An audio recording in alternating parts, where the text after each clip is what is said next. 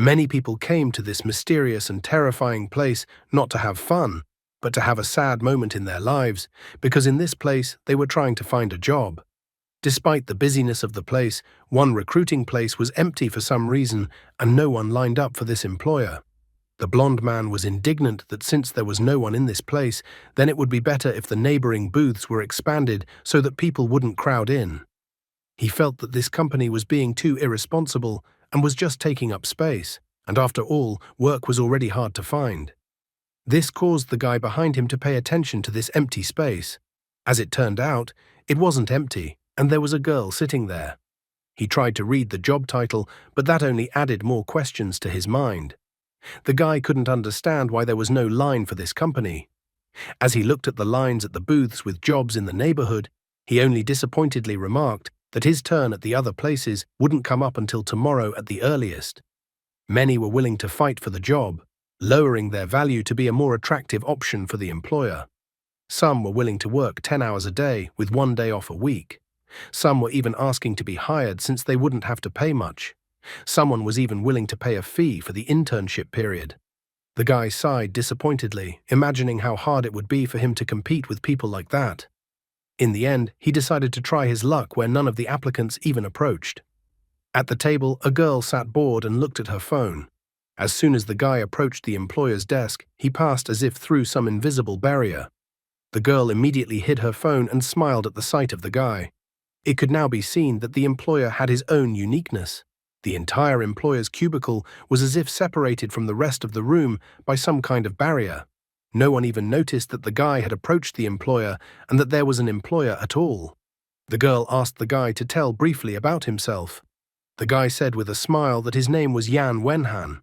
He said that he had finished his studies in the construction department at the Polytechnic with a grade point average of 3 whole and 56 hundredths. In school, he received a scholarship. He considered his strengths to be kindness and sociability. The girl immediately asked the guy if he had loyalty and hard work. Yan Wenhan informs with a strained smile that he has such qualities. Yan thought that the girl thought his resume was insufficient. He was even upset, although he already knew that his chances of finding a good job were initially low. Besides, other companies were also doing a thorough screening process. Others had too many candidates, so he was unlikely to find a job there too. He sighed heavily. The guy approached the employer just to try his luck, because suddenly he would be hired, and so the cultural company was not even related to his work. In the end, he decided to give up in search of a good job. However, contrary to his thoughts, the girl took another look at his resume and smilingly announced that he was hired. Yan Wenhan obviously didn't expect this turn of events. Maybe he came to the job search to find an excuse why he didn't have a job and was suddenly hired. The girl informed him that the talent the guy had was exactly the talent they had been looking for a long time. The guy was surprised as he had not noticed any talent behind him. He couldn't believe it, as 99 out of 100 candidates fit the exact same resume. The guy was even about to look for video cameras as he thought he was on some TV show. The girl winked at the guy and once again remarked with a smile that he had an amazing talent. She offered the guy a monthly salary of 20,000 yuan, as well as insurance and 20 days of annual paid vacation. The company also offered career advancement opportunities, bonuses and generous bonuses at the end of the year. All that went through the guy's mind after that speech was the sum of 20,000 yuan a month. Yan Wenhan was too worried when he heard what kind of amazing conditions the company was offering. In the current times, houses didn't sell well, and civil engineering graduates couldn't even find a job carrying bricks on the construction site. And here, all of a sudden, he was being offered the most luxurious conditions in the market. Seeing the pensive and seemingly upset guy, the girl could not understand why the guy did not immediately agree. She even thought that she had offered too small a salary. The girl had done research before leaving the valley, so she assumed that such working conditions would satisfy 99% of the graduates. She was faced with the dilemma of whether to raise the salary higher or leave it at the same level, as raising the salary would look too suspicious. Yan Wenhan didn't even look at the girl. He was pondering whether the girl was a fraud who was going to sell his kidneys and other organs. The guy just couldn't believe that he was so lucky in life. After all, he had never even won anything in the lottery. He was about to get up and refuse as the girl quickly noticed it. It surprised her that the guy was going to run away after she was interested in him. She looked into the guy's eyes and she extremely disliked the expression in the guy's eyes. She thought there was something wrong with this case. Finally, making up his mind, the guy stood up and apologized and said that he remembered he still had things to do. However, as soon as he turned his back, he felt an incredibly frightening aura. Turning around, he saw that the girl had a strange glow coming from her left eye. The girl told the guy to return and sit back down. A moment later, Yan Wenhan was once again sitting on the chair in front of the girl. Looking at his feet, he was startled as he found that his legs were not moving. The girl once again greeted the guy with a smile and asked for a moment to convince the guy to accept this job offer. Yan Wenhan was now sure that this was some kind of fraud. The girl started to take off her shoes. She said that the conditions might have seemed unrealistic, but assured that the company's details could be easily checked.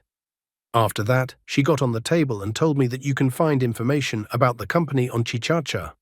Briefly, Chichacha is a sort of database of Chinese companies, and it contains records of over 100 million companies. She also said that the company has the support of the government. The girl with a smile assured the guy that the honesty of their enterprise is guaranteed and asked him not to worry about it. After reading a little bit of information about the company, Yan Wenhan thought that everything looked like a legitimate company with no offenses. The company had a large registered capital and 15 years of history. However, it still seemed strange to him because he was in civil engineering and it didn't fit his specialization at all, so he didn't understand why he was chosen. As if sensing the guy's doubts, the girl explains to him that she understands his doubts about the job. She informs him that the company is promoting a tourist project, and therefore they need someone to look after the construction of a new recreation facility. They don't have the right person, and they can't bring in someone from outside, so they set about finding an employee. After a bit of thinking, the guy doesn't realize at all that he was fooled and thinks that the girl's words make sense. The girl proceeds to convince the guy by telling him that she has scrutinized his resume. She even thinks a guy's resume is differentiated from the rest by the fact that everything is written honestly and down to earth, without exaggeration.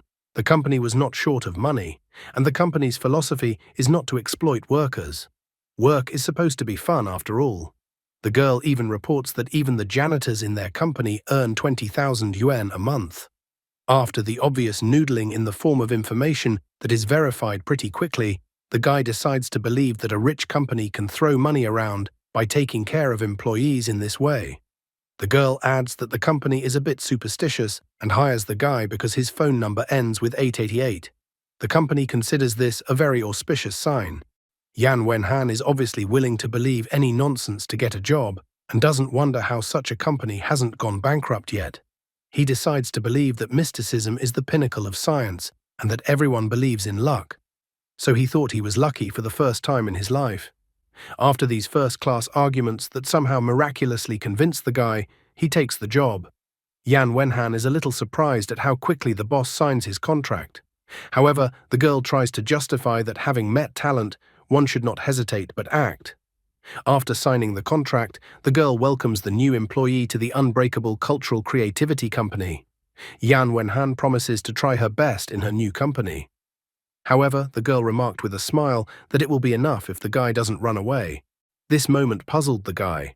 The girl goes on to praise the guy that he is incredibly talented, so he should be able to handle it. She asks the new employee to pack his things and start work from the next Monday. The company had already booked a train ticket for the employee, and someone from the company was to meet him at the station. Yan Wenhan continued to be surprised by such rapidly developing events. The guy tensed up again as everything was too suspicious, especially the fact that the company had prepared in advance. The girl again tries to dispel the fears of the new employee. She informs him that while drawing up the contract, they used his data to buy a train ticket. She also says that if the guy is interested in something, all the details are already on his cell phone. After that, Yan Wenhan asked if he could go. This time, the girl no longer objected to him leaving. Yan Wenhan left the girl with the contract in hand. Yan Wenhan's starting date according to the contract was February 28th, 2024 year. The term of the contract, 2 years. However, as soon as the guy left, the girl's left eye once again shone with a red light. Yan Wenhan did not notice the main catch of his contract. The contract term instantly changed under the influence of the girl's powers, and the real contract term appeared. The contract was indefinite, not 2 years as the guy thought. The next day, Yan Wenhan went to the East Station of City C. He told his mum and dad on the phone that he had found a job and that it paid 5,000 a month, and also told his parents that he was currently on his way to work. The son decided not to tell his parents all the details because the parents would go straight to the police. The mum was so relieved that the son had finally found a job. She encouraged him and asked him to do his best, as it was very difficult to find a job nowadays. The son asked that mum not to worry about him. He hurried to catch the train and said goodbye to his mum. Yan Wenhan was once again surprised when the information board displayed his train going to the indestructible valley. The train's departure was at 11:11 p.m. from platform 11. The guy was puzzled as this train even had its own station. He even felt as if he was in some kind of movie. Today he had just forgotten to grab his glasses and the zipper-like scar on his forehead. After getting on the train, Yan Wenhan decided to take a nap.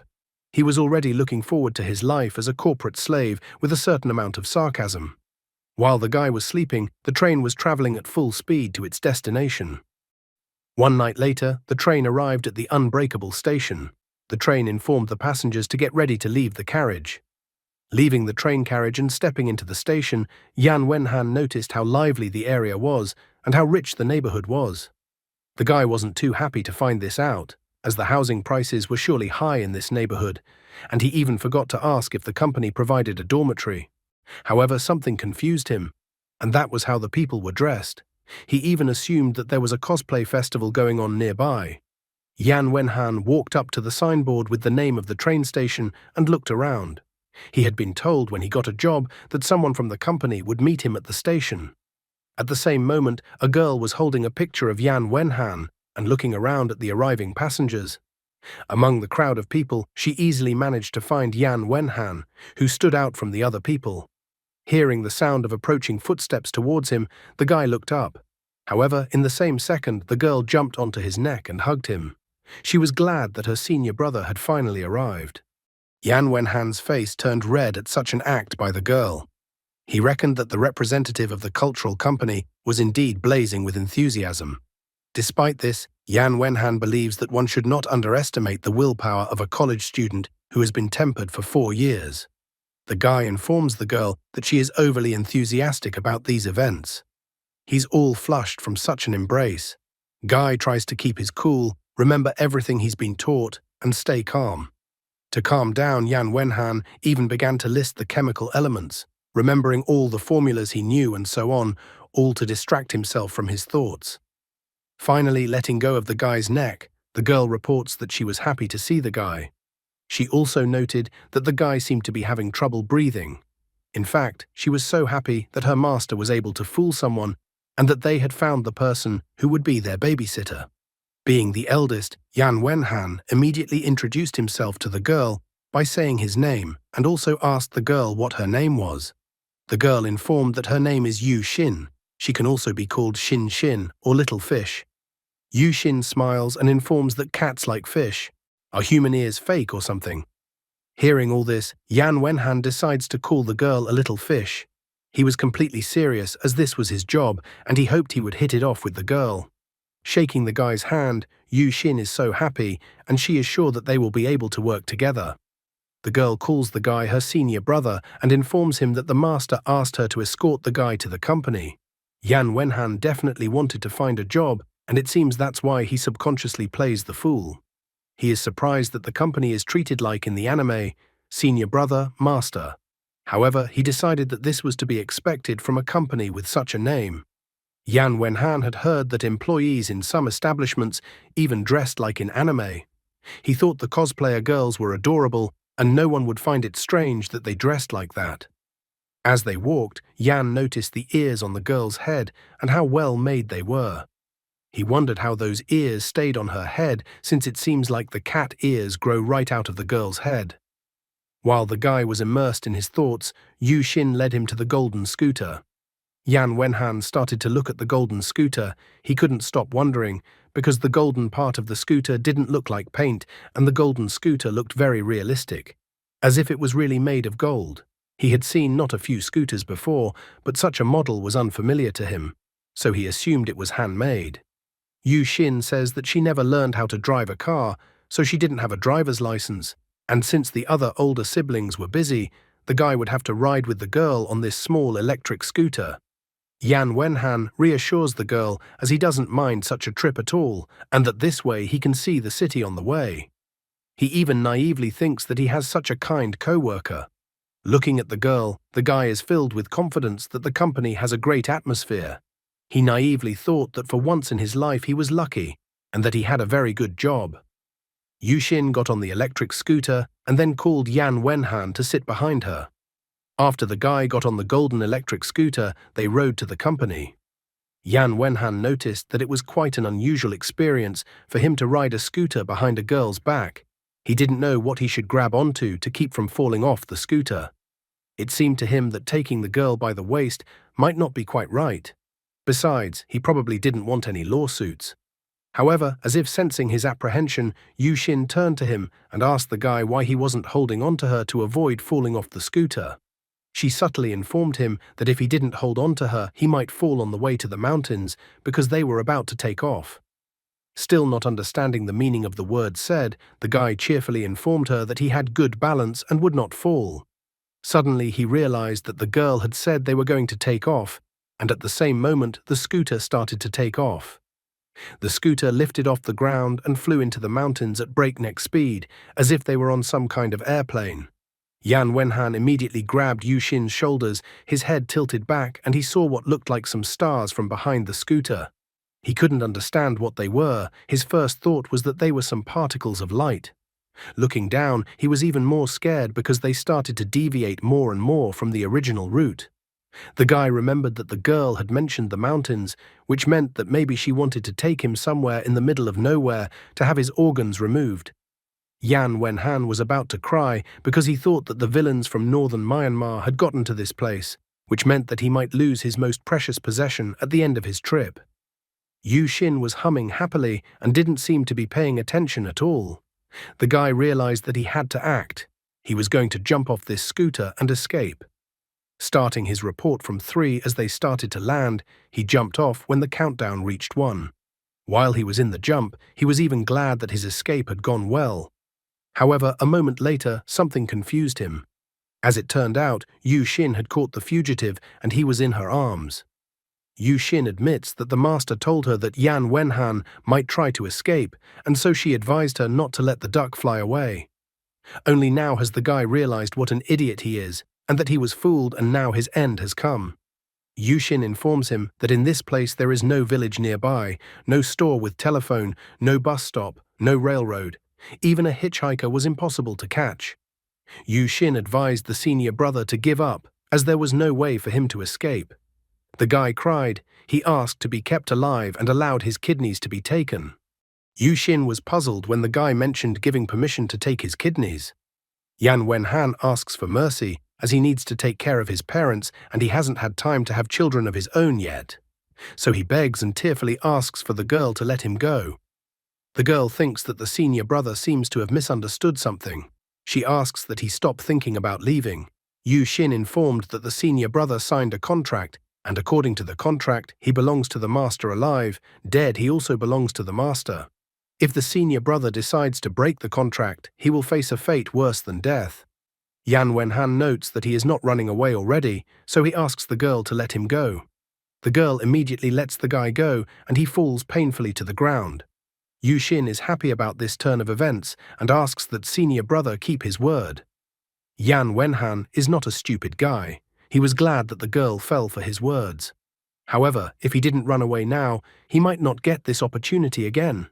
He decided to send the treaty to hell. After all, what could these people do when he ran away? Since he was a modern student, he figured he could handle any murky scheme. He called out to the girl, calling her a little fish. After that, the guy pointed to the sky, as if he saw a flying pig there. As she looked up into the sky, the girl was surprised, for the spirit of the pig had not yet learned to fly. While she was looking at the sky and didn't understand where the flying pig was, the guy ran away from her. Yan Wenhan believed that strength could be overcome, poverty could be gotten out of, but he wanted his kidneys to stay with him. Not finding any pigs in the sky, the girl turned around to inform her senior brother. At that moment, she saw Yan Wenhan running away from her. The girl realized that all this time she had been distracted by something that didn't exist. Yu Xin is outraged by this action of the guy since her senior brother is bad and lied to her. He is surprised by the fact that the girl is involved in fraud but still remained so innocent. Running away, he advises the girl, if she gets the chance, to run away too. Yan Wenhan assumed that since the girl had a scooter, she could catch up with him. He even somehow thought that the girl wouldn't be able to catch him in the field since the scooter wouldn't pass through there, although he must have forgotten that he had flown the scooter recently. At this point, the girl caught up to the guy and kicked him in the back, as she wanted to punish him for lying to her. The guy let out a painful groan as if his kidneys had been hit by this blow. Suddenly, a system window appeared in front of him. The system showed a notification that a physical impact had been recorded. After that, the system activated. Yan Wenhan was surprised that something strange appeared in front of him. He reached for the system, and the system showed that he had met a girl, Yu Xin, today. The girl's age was 16 years old. Affiliation, Spirit Cat Clan. Special skill, Enchantment, Level 5. Stamina, Level 5. Strength, Level 3. Agility, Level 5. Spirit Power, Level 5. Familiarity score, 0. Evaluation, outspoken and quick to act. The guy noticed that the girl was rather fast and also reckless. As the guy emitted his spirit, the girl complained that she may have kicked him too hard. Yu Xin notes with a smile that she wasn't aiming where to kick, so she may have hit the guy's head. After a while, the house of the so-called company Yan Wenhan had signed a contract with. He was lying on the bed, and sitting next to him on the chair was the same legendary conwoman who had fooled him. The guy finally started to regain consciousness and opened his left eye. Suddenly, he jumped up abruptly and sat down on the bed.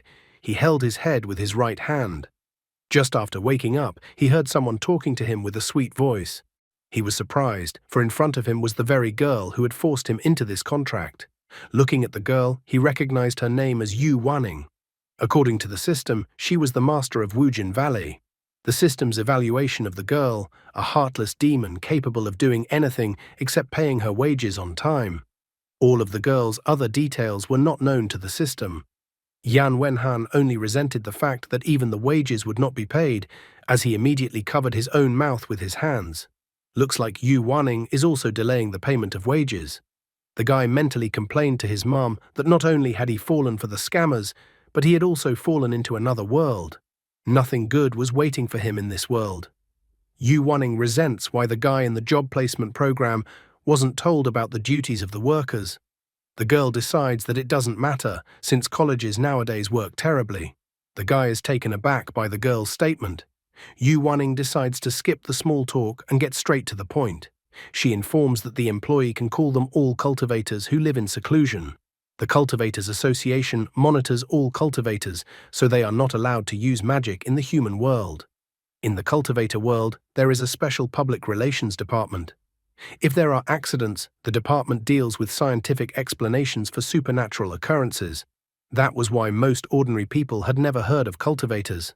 This information didn't really appeal to the guy anyway. Yu Wanning also informs him that their company is legit and they don't need fraudulent schemes or organ trafficking. Therefore, she assures the guy that his life and property are completely safe. She explains that their company is unique, but all the benefits and bonuses are quite real. Yan Wenhan doesn't really trust the girl and the company anymore. Yu Wanning reminds him that the guy can look up all the public information about the company on Chichacha. The girl informs him that the guy will be working as senior brother. To make it clear, she notes that senior brother is some sort of CEO. Yu Wanning notes that the guy didn't end up in this place by chance, as she was careful in choosing the candidate. She notes that the guy isn't an ordinary person either, and he has unawakened abilities. It's probably because he was able to spot her and get through the barrier of getting a job. After that, she exhaled smoke directly into his face and asked if he had any questions. Waving the smoke away and coughing, the guy agrees to accept that he has awakened some abilities and that there are cultivators in the world. Despite all this, he couldn't fully understand everything. Yu Wanning notices that the guy is brave and smart despite all the pressure they put on him. Therefore, she doesn't understand what else he hasn't been able to understand. In his thoughts, Yan Wenhan confesses that he doesn't really understand anything. Why he became a senior brother and about some abilities. Everything seemed fine, but he continued to feel like a corporate slave. He was shaking when he decided to ask his question, which other than during the job interview, the girl had never mentioned in any other way. Yan Wenhan wondered the most important question for him, whether the girl would delay his salary. Naive fool, of course the master will lie, and then will not pay as soon as it is time to pay. Yan Wenhan, the boy who survives. Yan Wenhan repeatedly wondered if the girl would delay the payment of his salary. Yu Wanning decides to show surprise when she hears the question asked to her. She remarks that they are a legitimate company and such companies would never delay wages. She even thinks it's rude to ask such questions and ask the guy not to do that anymore. Yan Wenhan didn't really believe in the girl's words because if what he saw in front of him about the girl was a manifestation of his ability, then the ability can hardly be wrong. Besides, the guy noticed that the girl looked somehow suspicious after the question he asked her. Yu Wanning reminds the guy to come early tomorrow as they wanted to throw a small welcome party for him before starting work. She was going to introduce Yan Wenhan to a few of her personal students since they would be co-workers in the future. After hitting him on the head with a pipe, the girl remarks that a guy like senior brother should set a good example for everyone. Yu Wanning informs that there are clothes prepared for the guy in the dormitory from which he must choose what to wear. After that, she stated that he could go and she was going to lie down to rest. Yan Wenhan thought that the employer's preparations showed thorough, so he wanted to see if everything would remain like this on payday. After that, the guy went to the dormitory. The next day, he changed his clothes and sat down to reflect on his current situation. He was glad that despite the difficult situation in the labor market, he had managed to officially get a job. He decided that from now on he would work hard to surpass his colleagues. However, he was curious about one thing. After all, he had just joined the company, so how could he become a senior brother right away? His first assumption was that he was a senior brother because he was the oldest in age. Not being able to think of anything better, the guy decided to check everything with the system. He also wanted to make sure he named everyone correctly, since making a good first impression is very important. Using the systems, he looked at the information on the two girls he knew. A cosplay enthusiast with cat ears, Yu Xin. A lover of drinking and smoking and wearing glasses, Boss Yu Wannings. The guy obviously knows how to find something positive, even in the most dire situation. He noticed that his current situation was as if he was like a chosen hero from the short stories. Guy was glad that he had gotten a system that only he had, because now his marvelous journey was just beginning. Yan Wenhan felt like Goku from Dragon Ball and thought that he had to save the world. Now he could raise levels and kill monsters, and he could also gain financial freedom. He was so happy that he couldn't hide his smile. However, at this moment, Yu Wanning came up to him and wondered why the guy was smiling so stupidly. The girl crouched down on the floor and immediately demanded that the guy bring her a lighter and also brought her a bottle from the cupboard. Yan Wenhan couldn't understand when the girl came, for he didn't see her enter the house through the door. The guy went to the closet to get the bottle. He couldn't understand why the girl was acting like this. Yan Wenhan brought the bottle out of the cupboard and the girl opened the bottle cap with one swipe. Yu Wanning immediately started from the bottle. The guy wondered why his boss was drinking in the morning and how healthy it was. Suddenly, Yu Wanning reported that someone was walking towards them. The guy turned around to see who was coming, and at that moment, many snakes rushed towards him. Yan Wenhan was incredibly frightened when so many snakes appeared in front of him. Along with the snakes came a girl, Anjuanzi, the second senior sister of the Wujin Valley. Anjuanzi made a seat for herself and crouched down on the floor, looking at the newly arrived guy. Yan Wenhan noted that another girl who liked cosplay appeared in front of him. He wondered where the festival was held in this place. Another girl appeared next. It was Yang Yuyi, the fourth junior sister of Wujian Valley. She also found a suitable place and sat down on the floor. The guy decided to use his new ability and look up information about girls. Anjuanzi was an ancient spirit Gu. Her age was 23 years old. Stamina, level 3. Strength, level 3. Agility, level 5. Spirit power, level 5. Familiarity score, 0. Her special skill was goo magic, and her attribute was poison. Determined to rebuild her family, Yang Yuyi was the demon empress. Her age was 21 years old, her special skill was energy wall, and her attribute was fury. Her characteristics were unknown. Evaluation, holds a deep grudge after being betrayed and killed in her past life. Yan Wenhan was surprised to see the ancient spirit Gu and the demon empress appear in front of him. Yu Wanning told the guy to ignore the girls who had arrived, because there were many cheerful and friendly juniors in the valley.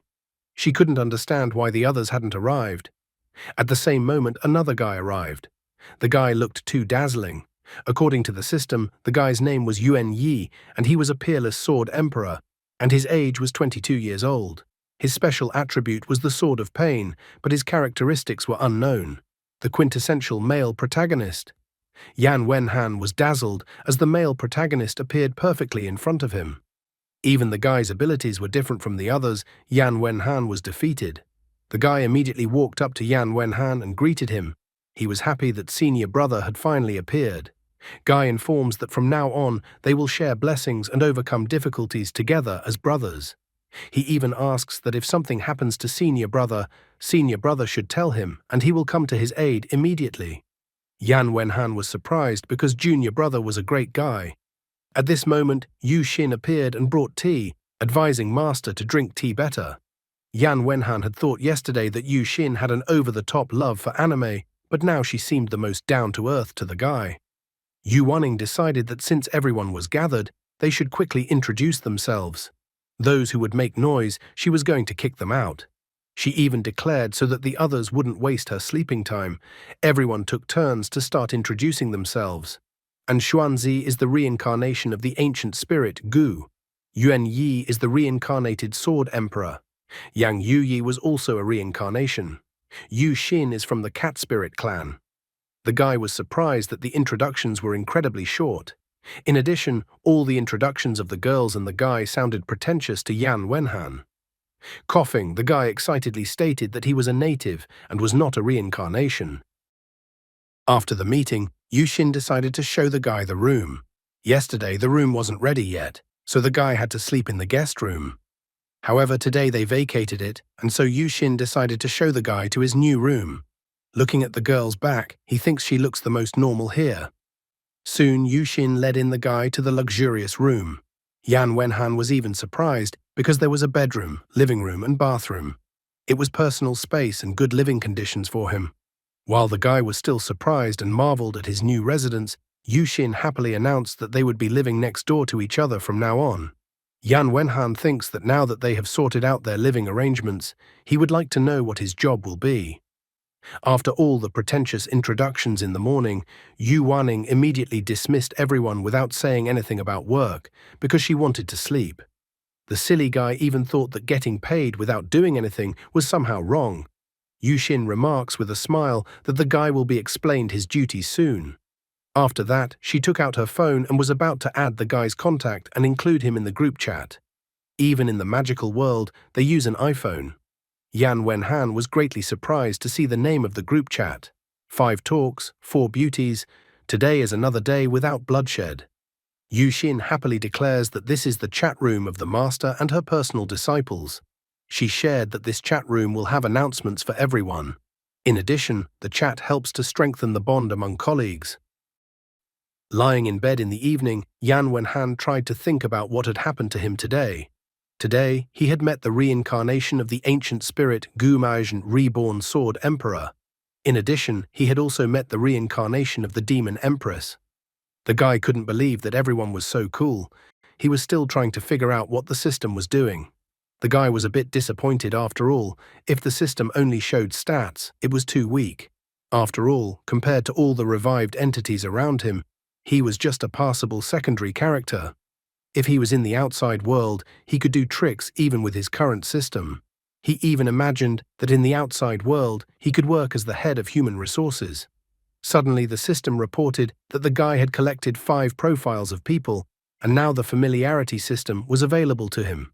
The system also told him that when his familiarity points reached 10, the favor system would open up. As the level of favorability increased, the guy would be able to use different abilities of the respective character. He immediately became enthusiastic and sat on the bed. After all, he realized that if he pushed the favor of all the characters to the limit, he could become invincible. He was glad that his system had the potential to grow. Thinking back to all of his co-workers he had met today, the guy was slightly upset because his younger co-workers were all so arrogant despite their different characters. So it was hard for the guy to choose who he should start strengthening ties with first. Not thinking of anything better, he decided that whoever his finger points at first, he will start with that colleague. Through a difficult choice, he got junior sister Yu Xin. He even thought that Yu Xin looked the easiest to get close to, so he decided to maximize his acquaintance with her first. Yan Wenhan jumped up from the bed and walked to the mirror, trying to visualize the moment he met the girl. He decided from something to approach her and ask her if she was lonely at night, but he realized that it was too brazen an option. The guy didn't stop there and chose the option of letting the girl know he was sick. And when she asked him what he was sick with, he'd say he was sick with love for her. The guy fell to the floor and realized what a jerk he was, and that watching short videos on the internet had totally ruined him. Putting all his silly ideas aside, the guy decided to start with a casual greeting, and that maybe after that they could stargaze together. Walking around the dormitory, he soon found Yu Xin's room. The guy knocked on the door of the room and said that it was Yan Wenhan and that he would like to get to know his junior sister better. However, the answer for the guy was only silence. He thought that the girl must be practicing somewhere, although it was already too late. Deciding not to despair, he thought he would try tomorrow, for it had finally dawned on him that meeting a girl at night could be misunderstood. And I guess a guy forgets how old he is. Suddenly, Yang Yuyi, the fourth junior sister, appeared in front of him. The guy was startled by the sudden appearance of the girl. Yang Yuyi, on the other hand, pinned the guy against the wall and clamped his mouth with her hand. The guy couldn't understand what was happening, and the girl was already about to attack him. He was internally crying for help and thinking about the fact that he hadn't earned any familiarity points, but he would already be parting with his life. Yan Wenhan realized that he was just a minor character who hadn't really started his journey and would already meet his untimely demise. When the girl attacked him, he only noted that it was usually at this moment that a memory of a past life or some superpowers were awakened. Yang Yuyi returned late at night with a rabbit in her hands, leaving a bloody trail behind her. After returning to the dormitory and washing her hands, she left her room. Coming out of her room, she saw Yan Wenhan knocking on the door of Yu Xin's room and wanted to meet her. The girl paid attention to the guy's back, and hatred flashed in her eyes because maybe this was the one she had been looking for so long. The girl immediately attacked the guy, and he even closed his eyes in fright. However, at this moment, Yu Xin came out of her room. She asked the girl to wait and not end the guy's life. Yu Xin reminds Yang Yuyi that senior brother is in front of her and that he is a good person. Yang Yuyi immediately let the guy go after realizing who is in front of her. Yan Wenhan immediately burst into tears and his legs shook with fear. However, the guy's suffering did not end there. The girl pressed his hand against the wall with her foot and asked him why his back looked like that of her enemy. Yan Wenhan is crying and doesn't realize what's going on himself because he has the most ordinary average back. Yang Yuyi wonders if the guy is reincarnation. However, Yan Wenhan points out that he even said that he is a native and is not a reincarnation. The girl continues to interrogate the guy, wondering why he appeared in the valley and if he wants to kill them again. The guy is already freaking out too, since he doesn't know anything himself. Yu Xin also intervened and pointed out that there was some misunderstanding. Yan Wenhan himself would like to know why he was lured into the valley, but Yang Yuyi should ask Master about it. Yu Xin asks the girl to let senior brother go, as she has already noticed that the guy is choking. However, Yang Yuyi is persistent and notices that he used a similar trick last time to fool her former master. Therefore, the girl thinks that the guy might be faking it this time too. She couldn't believe the coincidences. Yan Wenhan made a pitying face and asked the girl what made her think he came to this place of his own free will. The guy admitted that he was just looking for a job and was tricked into coming to this place, and the contract was also indefinite, so he should complain. Yu Xin even admits that when they were flying on the scooter to the dormitory, senior brother jumped off the scooter and tried to escape, and that he really wasn't here of his own free will. Therefore, she informs that if sister wants to say something, then let her say it. However, even now, Yang Yuyi is not relenting and informs the guy that she will keep a close eye on him from now on, and if the guy behaves suspiciously again, he will be unfortunate. After she let him go and left, the guy still continued to stare after her and didn't understand why the girl reacted to him like that. Only after that did the guy turn to the system's information about Yang Yuyi. Familiarity points increased by 1 point. And also, the most important thing, Yang Yuyi searches for his nemesis every day. Yan Wenhan realized that the girl considered him as her enemy. Now he also understood why the girl was so emotional. He could not yet understand what the girl had gone through if she was always looking for her enemy. Yu Xin carefully inquired if senior brother was injured. The guy touched his neck with his hand, and Yu Xin immediately thought that the guy had a wound on his neck. She approached him to examine his neck, and he immediately turned red. The girl asked the guy to come into her bedroom where she would give him a healing potion. Yan Wenhan was shocked to hear such words from a girl and at such a time. The words about him going into the girl's bedroom kept appearing in his mind over and over again. He even thought that maybe the girl would sit down on the bed and tell him that her foot was hurt too, and then take off her shoes and ask the guy to put some ointment on her foot. He was all transfixed at such a sudden invitation to come to the girl's room, as he had never had such a thing before. Like an angel flying to the call of his goddess, the guy was going to go to her room.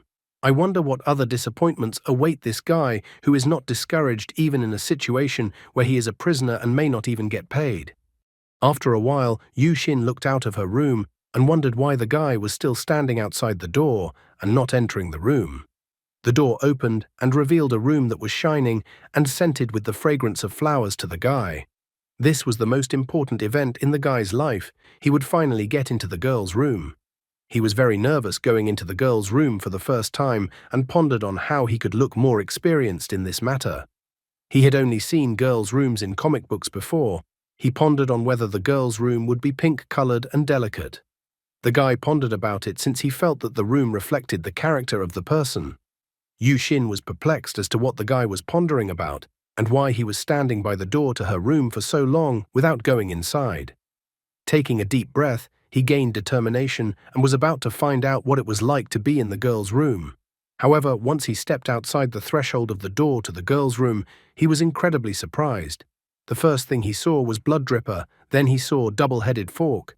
But the thing that shocked him the most was when he saw the 1,000-swing mechanical umbrella. He couldn't believe that this was a girl's room. The guy was afraid for his life again, for he thought he might be subjected to all sorts of torture.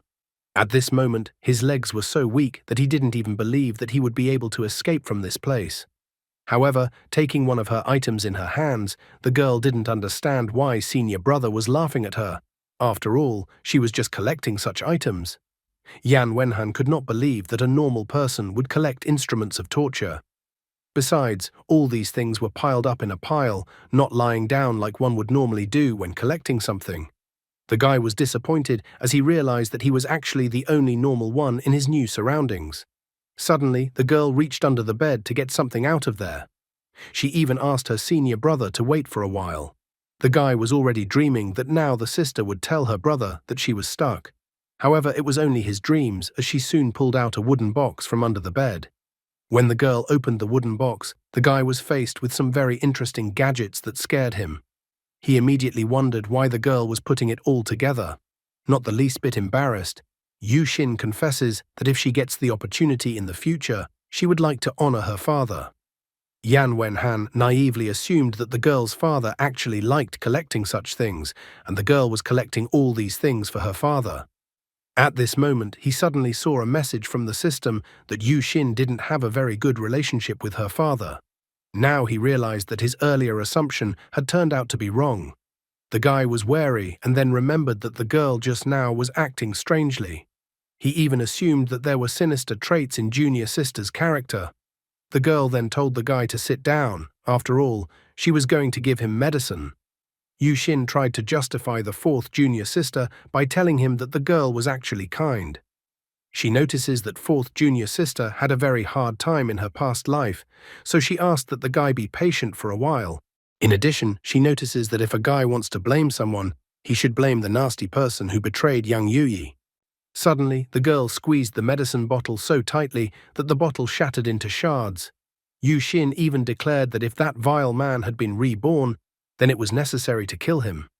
The guy was startled to notice that although the girl had spoken politely, she had scared him incredibly. He decides to inquire if that nasty man is Yang Yuyi's ex-boyfriend. Yu Xin then tells him that the girl was a demon empress who was busy with her duties every day, so she had no time for love. The guy realized that that man was just an enemy of the girl, not a lover. Yu Xin notes with a smile that senior brother was lucky, as he only received a small superficial wound, but his predecessor was hurt worse. She even inquired if anything hurt the guy, but he decided to say that he didn't have any pain. He began to guess what the girl had originally meant to say. The poor guy was terrified, for he had been tricked into joining some sinister cult. Soon the girl put a cat-shaped adhesive bandage around the guy's neck. Then the guy bowed to the girl, asked her to get a good rest, wished her good night, and left her room. Meanwhile, a drunk standing nearby was happy that another day of unity and friendship had passed. After a while, Yan Wenhan went to the forest. He realized that the place and time was too dangerous. Even the girl he thought was soft and sweet turned out to be so cruel. He didn't give up his attempts to escape from this place. He wanted to get out of this place as soon as possible. However, his hands were shaking as he remembered that he was entitled to 20,000 yuan a month here, plus insurance. Standing in the forest, the guy almost cried. He was trying to figure out if he was ready to lead the life he had now. He lived with people who were either humans or demons, who could do whatever they wanted to him at any time. Yan Wenhan tried to cheer himself up with words and wasn't going to give up so easily. However, at the same moment, he remembered that even Yu Xin had many torture tools in his room.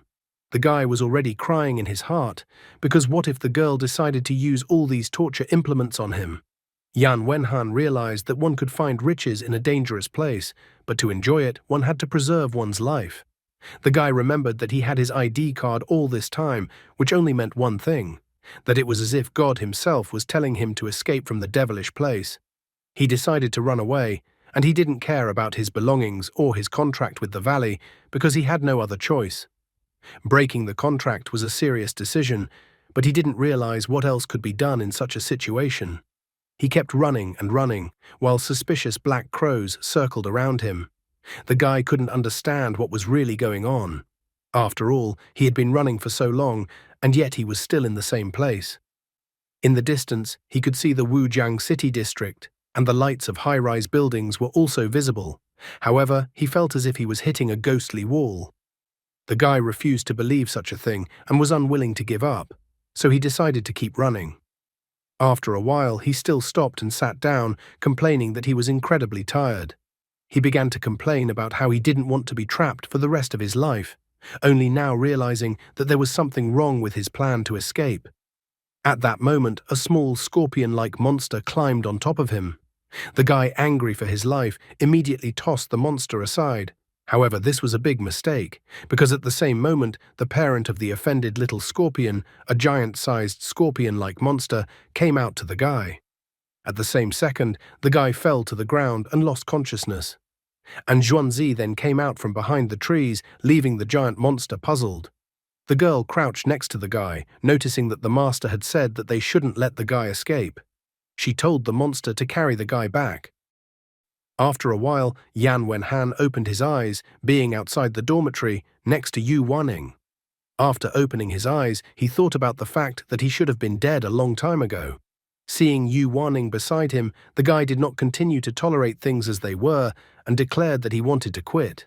Yu Wanning immediately told the guy that they are a state-owned enterprise that provides a guarantee of wealth, so the guy will be able to go his whole life without worrying about subsistence. Yu Wanning wonders why the guy wants to quit then. She doesn't care about the guy's requests. She declares that she refuses to let him quit since the guy will have to work at this place for the rest of his life. Until she lets him quit, he will never leave the valley. Yu Wanning states that there will only be a small punishment for him this time. However, she points out that the guy wanted to escape, which means she has 10,000 ways to make the guy regret that decision. Turning around, the guy saw all of his new co-workers or family. They all seemed like incredibly dangerous thugs, ready to start torturing and bullying the guy at any second. The guy was scared beyond belief that he was about to be tortured. Yu Wanning states that everyone in this is friendly and nice, so she asks that the guy not upset them. At this point, the system reported his progress in getting to know Yu Wanning and that she shouldn't be pissed off. The guy had already convinced himself of this in practice. On March 23rd, the guy sat at his desk and wrote in his diary that he had been forced to work for another week, as a result of which he discovered that he had no acting ability whatsoever. He also noted that the third junior brother was a true king. 2 days ago, Yuan Yi was performing his training by practicing with his sword on the roof of the dormitory. However, his training was so noisy that Yu Wanning yelled at him as he was disturbing her. Yan Wenhan informed the guy about the words of the master, who told him to keep quiet and not to disturb others during his afternoon nap. Yan Wenhan even mentioned that if Yuan Yi did not follow this decision, Yu Wanning was going to go up to his roof. Yuan Yi immediately resented such a decision by the master, but immediately jumped off the roof. He apologized to his senior brother. He said that he tried his best to hold back, so he only used 1/10 of his strength. Yuan Yi began to talk about how the most important thing in practicing fencing was perseverance. In order to make progress, one could not back down. However, Yan Wenhan only became indignant because of the words he heard, that his brother was only using 1/10 of his strength. Yan Wenhan thought that they were all halfway to becoming gods.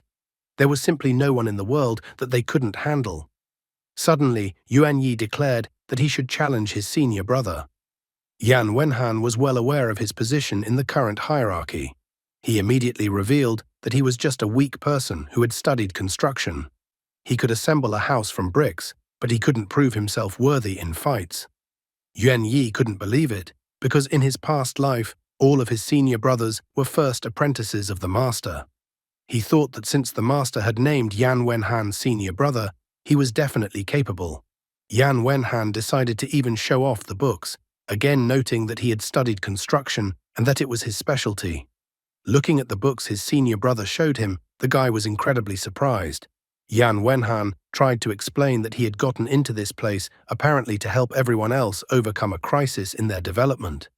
Yan Wenhan said that there was only one word to explain his position: babysitter. Yuan Yi began to put all the items of Yan Wenhan's duties together in his head. Taking care of everyone, dealing with all problems, abilities maximized. The guy was incredibly happy because senior brother was a great person he should learn a bossy but humble demeanor from. He even stated that he was still too young, so he was going to behave the same way as senior brother from now on. At this moment, the system reported the guy's progress in understanding Yuan Yi. The system also told that Yuan Yi was a true genius, but except for swordsmanship, the guy had almost no life experience. Yan Wenhan was shocked at what he saw, for the guy in front of him was like a blank slate. He even assumed that the guy had been locked up in a temple in his past life, forcing him to practice swordsmanship until his death. Yan Wenhan remarked that the guy had gotten it right, that you should behave with restraint, not letting people guess your true abilities. He was about to point out that it could help at a critical moment. However, the guy misinterpreted his words and thought that restraint allowed one to pretend to be invisible. Yan Wenhan was slightly surprised after hearing the guy's words. He thought that perhaps the minds of all male protagonists were incredibly strange. Yuan Yi wondered if this was what was meant in Long Aotian's novels. He felt that senior brother's words had really enlightened him. Long Aotian is a Chinese figurative name for an unrealistically lucky and capable character. Yan Wenhan immediately realized that the protagonist was really quite a strange guy. He was just a random co-worker of such great people, who could float in the clouds and fly swords. However, Yuan Yi still listened to his instructions. Yan Wenhan now couldn't understand whether the world had gone mad or he himself had gone mad. After that, Yuan Yi summoned the Abyss Vault and put the journal with the precepts he had just written down there. He cheerfully inquired if it was actually incredibly fun to be in the company of people. The guy admitted that he had never left the valley after being reborn, but he would really like to see the outside world. Yuan Yi even asked if senior brother could accompany him to the outside world. Yan Wenhan thought about the guy's words. After pondering, he noticed that it seemed that the Immortal Cultivators Association had strict requirements for reborn like Yuan Yi, as they might accidentally use their skills in the human world. Looking at Yuan Yi, who was waving his sword in front of him, Yan Wenhan inwardly complained. After all, the swordsman in front of him, who was only using a tenth of his strength, was capable of doing incredible things. That was why Yan Wenhan was pondering whether such gifted ones could be controlled. Yuan Yi grabbed his senior brother's hand and asked if he would help him. He admitted that he had lived in the Middle Ages and had never seen modern times, so if things continued like this, he would be considered a redneck. Yan Wenhan absolutely could not understand why he had to put up with Yuan Yi's flirtatiousness. After a moment, it reached him that it was probably because of the protagonist halo that emanated from Yuan Yi. Back in the present, as he wrote all of this down in his diary, he pondered over whether or not it was worth bringing Yuan Yi to the outside world. Guy understood that such an act could increase familiarity, points, and Yuan Yi's favor towards him. Guy decided not to bother and shift this burden to someone else. He decided to ask Master about everything when he asked for a vacation tomorrow. He had missed a month and needed to prepare for his diploma defense. If Yu Wanning agreed to his terms, then a contract would then need to be made with Yuan Yi so that Yuan Yi could not use his abilities in the outside world and would obey him in everything. In the morning, Yu Wanning sat on a chair and rested while Yu Xin walked around her. Yu Wanning's patience was already running out, so she asked the girl if what she was doing was ready. Not stopping the bottle in the slightest, Yu Xin pointed out that it needed a good shake for at least 5 minutes to foam up. Just at that moment, Yan Wenhan knocked on the door. He said that he wanted to take a short break to go to his diploma defense. Master told the guy to enter the room. Yu Xin had just finished making a cocktail and placed it on the table. The guy was surprised at how incredible Yu Xin's bartending skills were. Watching Yu Wanning sipping her cocktail with Yu Xin standing next to her, the guy noticed that sometimes their company's staffing system resembled a queen and a group of her loyal followers. Yu Wanning then handed the guy a sheet, asking him to fill it out. After looking at the form, he noticed that it actually looked quite formal, which pleased the guy for the first time. However, the guy was too naive, because at this moment in his thoughts, Yu Wanning noted that this was the first time someone had taken the initiative to notify her that they wanted a vacation. Therefore, this is the first time the vacation request form is used. After filling out the necessary papers, the guy gave them to Yu Wanning and also asked her permission to take Yuan Yi into the city with him. Yan Wenhan noted that Yuan Yi had confessed to him that he had never left the valley and that he wanted to see the world with his own eyes. However, at this moment, Yu Wanning's face instantly turned serious. Yu Xin also had a change in her face. The guy instantly noticed that Yu Xin and Yu Wanning's faces became serious, so he thought about the fact that it looked like Yuan Yi had already had some unpleasant incidents. However, after thinking about it for a bit, Yu Wanning held out a sheet for the guy to also fill out a form for Yuan Yi.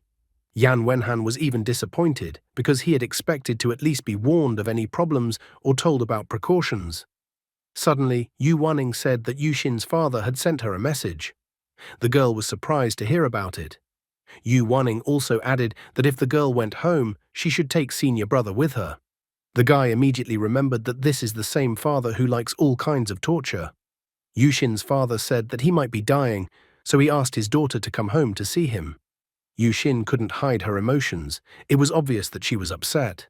Despite what she had said earlier, Yu Wanning said that it would be up to Yu Xin to decide whether or not to go. She noted that if Yu Xin didn't want to go, there was nothing her family could do about it. Yu Xin tried to think about her current situation. The aura around her at this moment was quite depressing. After just a moment, the girl regained her fighting spirit and declared that she wanted to find her mom, so she would go home together with senior brother. With great reluctance, the guy agreed to go with the girl to her home. Just at this moment, Yu Wanning took out another piece of paper. She told the guy to sign a pamphlet about the responsibility of guardians. If anything happened during the trip, Yan Wenhan should take responsibility. Looking at the responsibility pamphlet he had to sign, the guy felt like a youngster on a pirate ship. After a while, the babysitter, who is also known as Yan Wenhan, arrived with Yuan Yi and Yu Xin at the train station. Yuan Yi calmly walked through the turnstile of the train station and asked the others to hurry up. Carrying his suitcase, Yan Wenhan was angry and surprised at the same time because earlier Yuan Yi had told him that he had never left the valley. He didn't understand how the guy had such a confident demeanor back then. At a glance, Yan Wenhan could tell that the guy had a lot of experience. However, Yuan Yi asked that senior brother didn't think he was so smart because he had just studied the process of traveling on a high-speed train on the internet. Why at this moment Yuan Yi's face was covered in cold sweat. Yan Wenhan also felt that he couldn't trust the guy in this matter. Afterward, they took the train and traveled to the city. It was still not clear what the guy was doing here in the first place. It has already been a long time, and he only showed one moment as a babysitter with Yuan Yi, and now he is already going to the outside world. What kind of thing is Yuan Yi going to do again? It seems Yan Wenhan will definitely be left without vacation and money after what Yuan Yi and Yu Xin will do during his trip, as the losses will be enormous. At night, the train carrying Yan Wenhan, Yuan Yi and Yu Xin was still traveling on its route. Yan Wenhan slept the whole way, while Yu Xin was still worried about the upcoming meeting. The system had told him earlier that Yu Xin actually hated her father, so the guy couldn't fully understand the girl's feelings. In the end, he decided that since the girl's father was seriously ill, perhaps the bloodline was making the girl worry about her father. However, he pulled the sleep blindfold over his eyes again, deciding that the girl would tell him everything herself if she had the desire to talk about it. Yu Xin continued to stare out the train window with sadness in her eyes, immersed in her thoughts. In the morning, the train arrived safely at the station, and Yan Wenhan, Yuan Yi and Yu Xin left the train. Yuan Yi complained to senior brother that junior sister hadn't slept a wink all night and was staring sadly out the window. Yan Wenhan tried to keep the guy's voice down, telling him that there was trouble in the girl's family. So he asked the guy to leave the girl alone and not to pester her on this trip, as if the girl with her big cat ears could not hear them. Yuan Yi sadly remarked that he had always thought that Yu Xin was the master's adopted daughter. He even admitted that he had been in their so-called company for over a decade, but he had never seen Yu Xin leave the valley. Such news made even Yan Wenhan surprised. Yuan Yi had long believed that the girl was an orphan. Yan Wenhan had a rich imagination, so after remembering that Yu Xin had run away from her father but mentioned that she wanted to find her mother, he made up a story. He thought that a story about an abusive tyrant father from whom his wife first left and then his daughter ran away made sense. Yuan Yi immediately called out to the guy, who immediately reacted with obvious displeasure at being mentioned again. The guy pointed at the car, and then Yan Wenhan himself took a look, and his jaw almost dropped to the floor when he saw the huge number of expensive cars. Yan Wenhan, as an ordinary person, was shocked by the accumulation of so many expensive cars, even thinking that it looked like a movie was being filmed in this place. The other people around were also wondering who so many cars had come for. They thought that with such pomp they must be meeting a celebrity or one of the richest people in the country. Yan Wenhan noticed that there were no cameras around, which meant that this was not a movie shoot. This made him even more curious to know who such a cortege of cars had come for. Suddenly, people approached them, and the man greeted Yu Xin, calling her second mistress, and then invited her to get into the car. The man turned out to be a butler. He relayed the request of the older mistress who wanted to talk to Yu Xin. Yan Wenhan couldn't hide his surprise because it appeared that all these cars had come to meet Yu Xin. Besides, since it was the first time they had come to visit in a long time, no one wanted to refuse the meeting. The butler's aura abruptly changed before he asked Yu Xin not to keep the older mistress waiting for too long. Yu Xin informed Yan Wenhan and Yuan Yi that she had business at home and that she would contact them later. Yan Wenhan still didn't fully understand what was going on, but didn't stop the girl agreeing with her decision. However, Yuan Yi, who was clearly taller than the butler, intervened. He asked if the girl needed help. The girl only smiled, seeing the guy's concern. She asked Yuan Yi and Yan Wenhan not to worry about her because she was fine. After that, Yu Xin went to one of the cars where her older sister was sitting. The older sister was the chairman of Tamal Technology Group, and her name was Yu Qian. Yu Qian informed her sister that their father had been attacked, so he was in the process of dying. The father wanted to see with his youngest daughter, so Yu Qian asked her sister to come back with her. Yu Xin didn't fight back and show her combative nature this time, but obediently got into the car. Yuan Yi was able to catch that senior brother seemed to have noticed a surprising feature as well. Yan Wenhan sighed regretfully and noticed that Yu Xin didn't seem to have the best relationship with family. As the girl and the motorcade of cars headed home, the guy marveled at the fact that Yu Xin was the daughter of such a rich man. He couldn't even think that her family was so rich. Besides, in his mind, such families usually represented a tangle of intrigue. The situation made Yuan Yi share a story from her life with Yan Wenhan. In his past life, Yuan Yi had a cousin whose name was Xiao Yang. His engagement was cancelled because he couldn't develop in cultivation, which was a big trouble for the family. Yan Wenhan agreed with him, thinking that Yu Xin was worrying too much because of family problems while they were on the train last night. The guys in the vicinity of Yan Wenhan were still discussing what was happening. One guy pointed out that the chairman of Tmall Technology Group was sitting in the car. Another guy was now not surprised that there was such a pompous motorcade. Tmall Technology Group is the leader of the technology industry with a market value of over $100 billion. Yan Wenhan was surprised because Tmall Technology Group was the same famous corporation that he had heard of many times before. At the same moment, a system window popped up, where Yu Xin's information also added that she was the sister of the chairman of the Tmall Technology Group. He was distracted from his musings by Yuan Yi, who was curious about where they were going next. Yan Wenhan needed to deal with his study matters first, so he suggested the guy stay at a nearby hotel as it was inexpensive and had good food. However, Yan Wenhan was wary of leaving the guy alone. He wondered that if the guy represented the image of the protagonist, he could surely have the hidden identity of a rich young gentleman.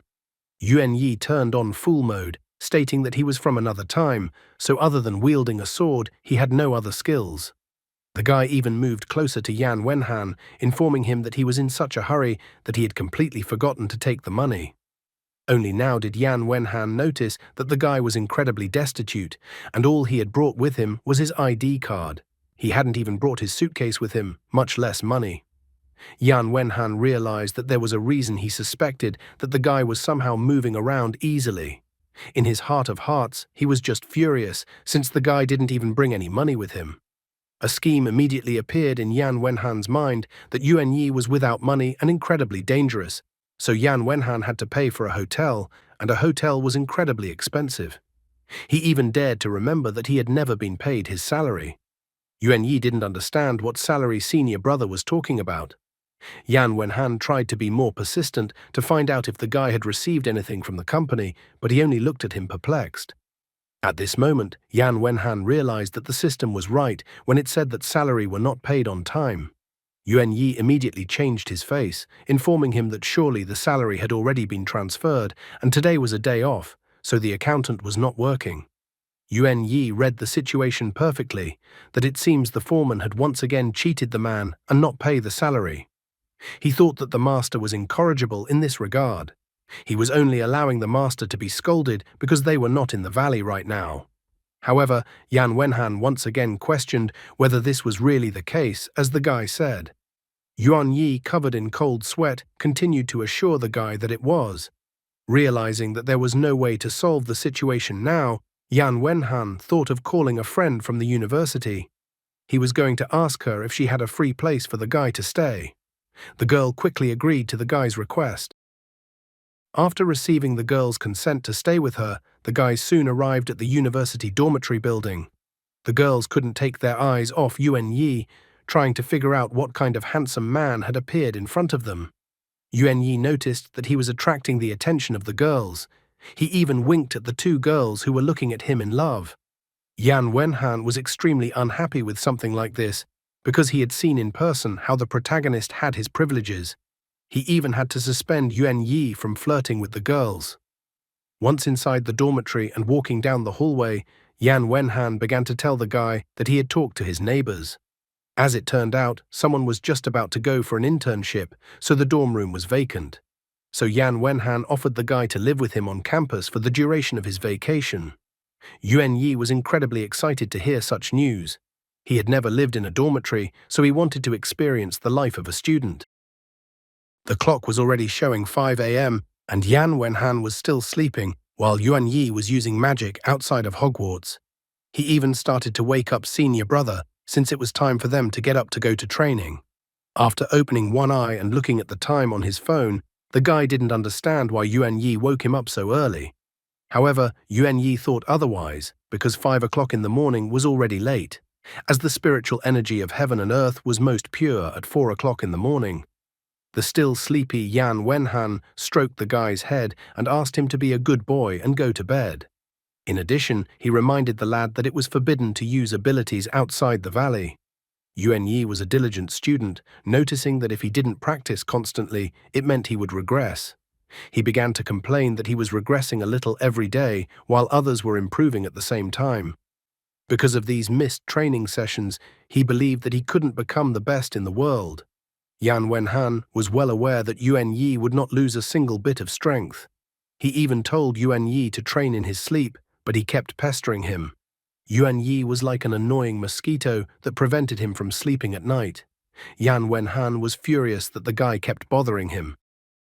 15 minutes later, Yan Wenhan gave up under the guy's onslaught. He thought the guy was like a puppy who woke up early in the morning and asked to go outside to use the bathroom, squatting beside his bed and poking his master with his paw. Since the guy needed training so badly, Yan Wenhan decided to take him to a boxing class. Yuan Yi was unbelievable that senior brother gave in and let him train. Soon they walked down to the outdoor basketball court. Yan Wenhan was literally crying, not realizing where he had gone wrong in his previous life. In this life, not only did he sign an illegal labor contract, along with a delayed salary, but he had to get up at the crack of dawn to take Yuan Yi to practice. Yuan Yi was overjoyed to call senior brother so kind as he agreed to let him train. Yan Wenhan was still dealing with the realization of his life, not realizing what good all this torment would do except for the psychological trauma. At this point, the system decided to help the guy find meaning in his actions. The system made it clear that as long as the guy practiced with Yuan Yi, he would be considered his good friend. In addition, Yuan Yi's favor towards him increased by 0.5. The system also said that Yuan Yi had to train every morning or he would start to think that he was regressing. The only thing the guy was happy about was that Yuan Yi's favor function had turned on. The guy was curious if he would be able to use 0.5% of Yuan Yi's skills in this case. The system confirmed this claim. Yan Wenhan immediately ran up to Yuan Yi, informing him that he would train with him every day from now on, and that he would accompany him wherever he went. Yuan Yi was surprised, but thought that senior brother had just suddenly gained enlightenment. After practicing enough, they went to canteen number 2. Yan Wenhan had an appetite and asked his auntie to put some pork stew on his plate. He thought that when happy events happened, people felt elated. He even thought that when he returned to the valley, he would get himself a sword so that he could fully experience the joy of becoming a great swordsman. The guy looked at the woman expectantly, waiting for his food. The woman scooped it up and watched the guy's admiring gaze. The woman then forcefully splashed the pork stew onto his tray. Yan Wenhan was shocked, for his pork stew had turned into no good. He even asked the woman if it was edible, calling her auntie. The woman was extremely displeased, and she was obviously angry that the guy called her auntie. She told him to move and not to hold up the line. The saddened guy silently moved away, clearing the queue. Following him came Yuan Yi, who called the woman little sister and said he wanted to eat. The woman blushed, thinking she was past her age, but continued to pile pork stew on the guy's plate. She wondered if the guy had enough, and if he wanted more, he should tell her. She thought the guy was too skinny, so he should eat better. Yan Wenhan was disgusted to even listen to the conversation between the woman and Yuan Yi. However, in the next moment, Yuan Yi put his finger on the woman's lips, asking her to speak so badly about herself anymore. He also called the woman little sister once again. At this moment, even Yan Wenhan couldn't contain his emotions and seemed to be petrified by the whole situation. Looking at Yuan Yi's plate, which had a mountain of pork stew on it, Yan Wenhan was extremely dissatisfied. He felt ill at ease around the guy who always gave off the cursed aura of the protagonist. Yuan Yi was the perfect guy who was obviously loved by all the mums.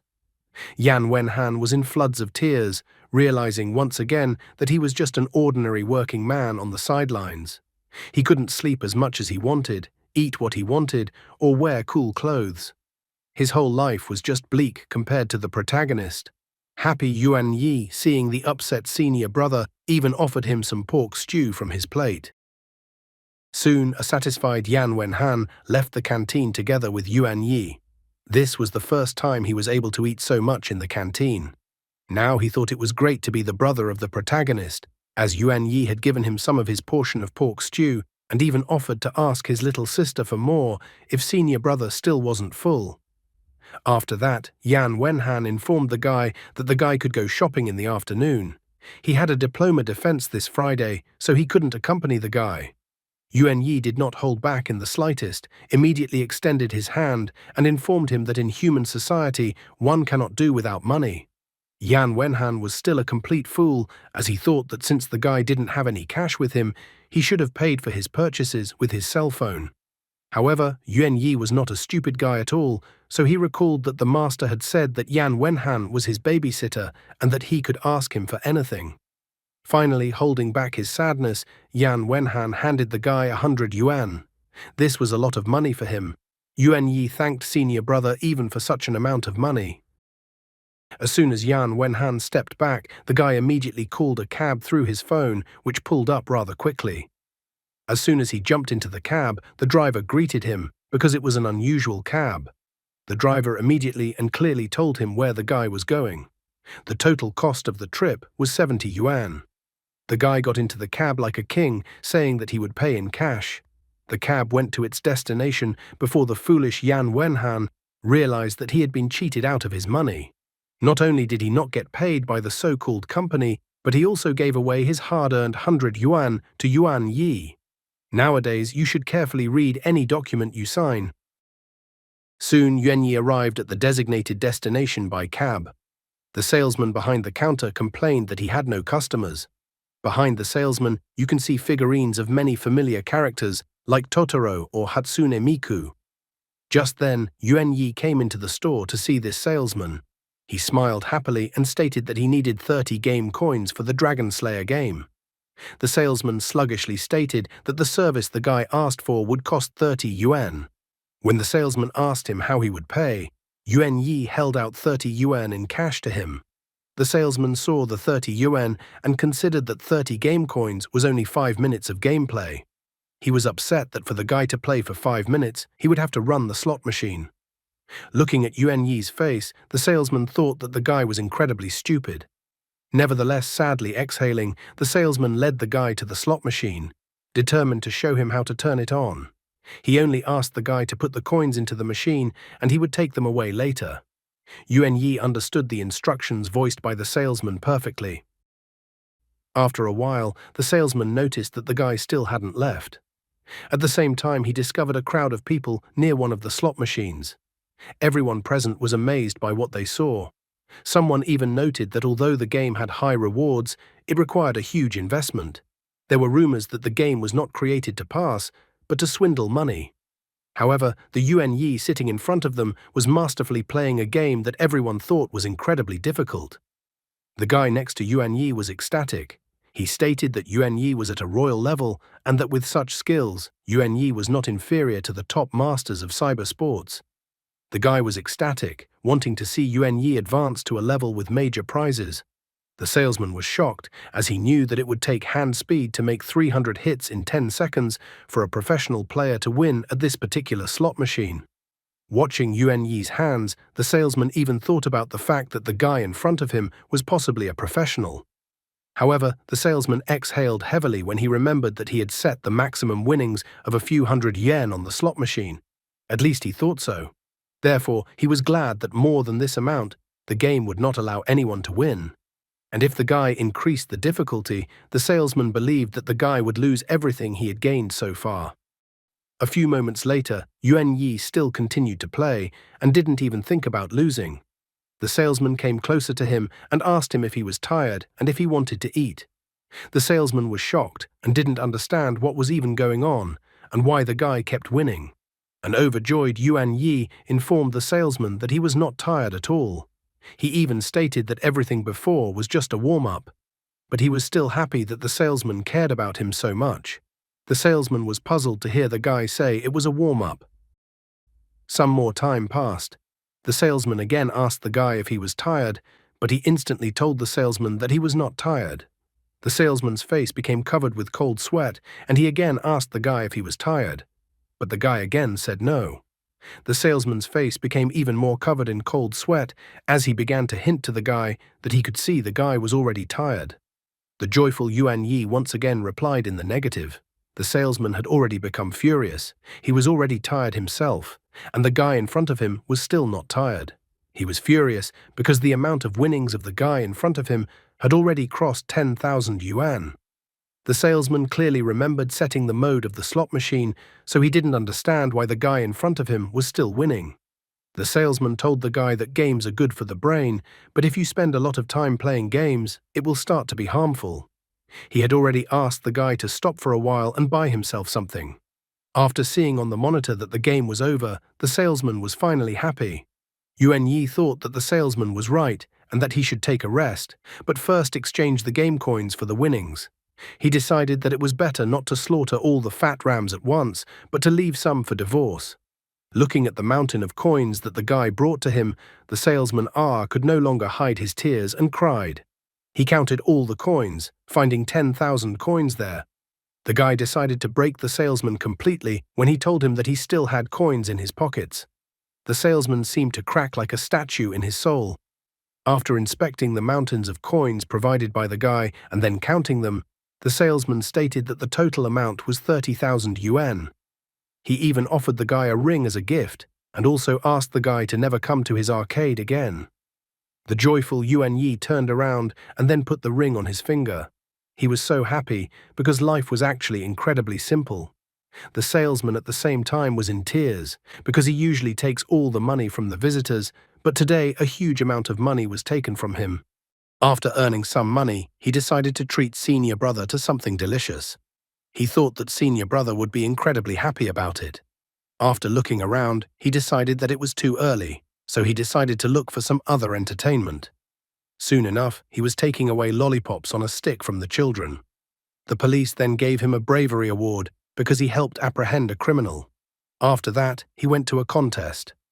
In the contest, you had to outdo a pumped-up man in athletics to get a small fitness kit worth 1,888 yuan. When Yuan Yi lifted the barbell with just one index finger of his right hand, the pumped-up man simply cried at what he saw. After a while, with a mountain of prizes won, he was surprised that the day had passed so quickly. Having had enough fun, he decided to find a place to eat. As soon as he arrived at the establishment, the girl at the entrance of the establishment recognized him immediately. She asked him if she would do everything the same for him as she had done last time. Handing her all the prizes he had won, he cheerfully answered in the affirmative, saying that he would like to see all the new items on the menu lately. The waitress was happy, for their chef had recently launched a series of high-end dishes. For example, as the main course, one could choose Mediterranean sea base with secret spices. After hearing the descriptions of the food from the girl, the guy declared for her to bring a similar dish. He admitted that although he was not good at the names of dishes, he was willing to try it. The waitress first offered to help the guy with his things. The guy was not against it. Soon the girl ordered the appetizers to be served. The waitresses with strained smiles brought out the appetizers for the guy to sample. Slowly, the guy's table was filled with various appetizers. The waitress at this moment was pouring wine into his glass. Looking at the glass of wine in front of him, the guy began to complain about how life was empty if he couldn't practice fencing. The girl reminded Yuan Yi that the guy hadn't come to see them for 2 months already. She even wondered what important things the guy had been doing all this time. He was surprised to hear that he might have some important things to do. After all, he didn't like doing important things. He was more interested in fencing that way, and money wasn't that important to him. Nevertheless, he would like to take some food to his senior brother. A few minutes later, Yuan Yi finished eating and carefully wiped his mouth with the prepared napkin. He asked for the rest of the food to be collected for him. The girl obediently complied with his suggestion. She stated that he was their honorary customer, and so they decided to give him an extra dessert so that Yuan Yi's friend could taste the dessert. She kindly asked the guy to come to them again.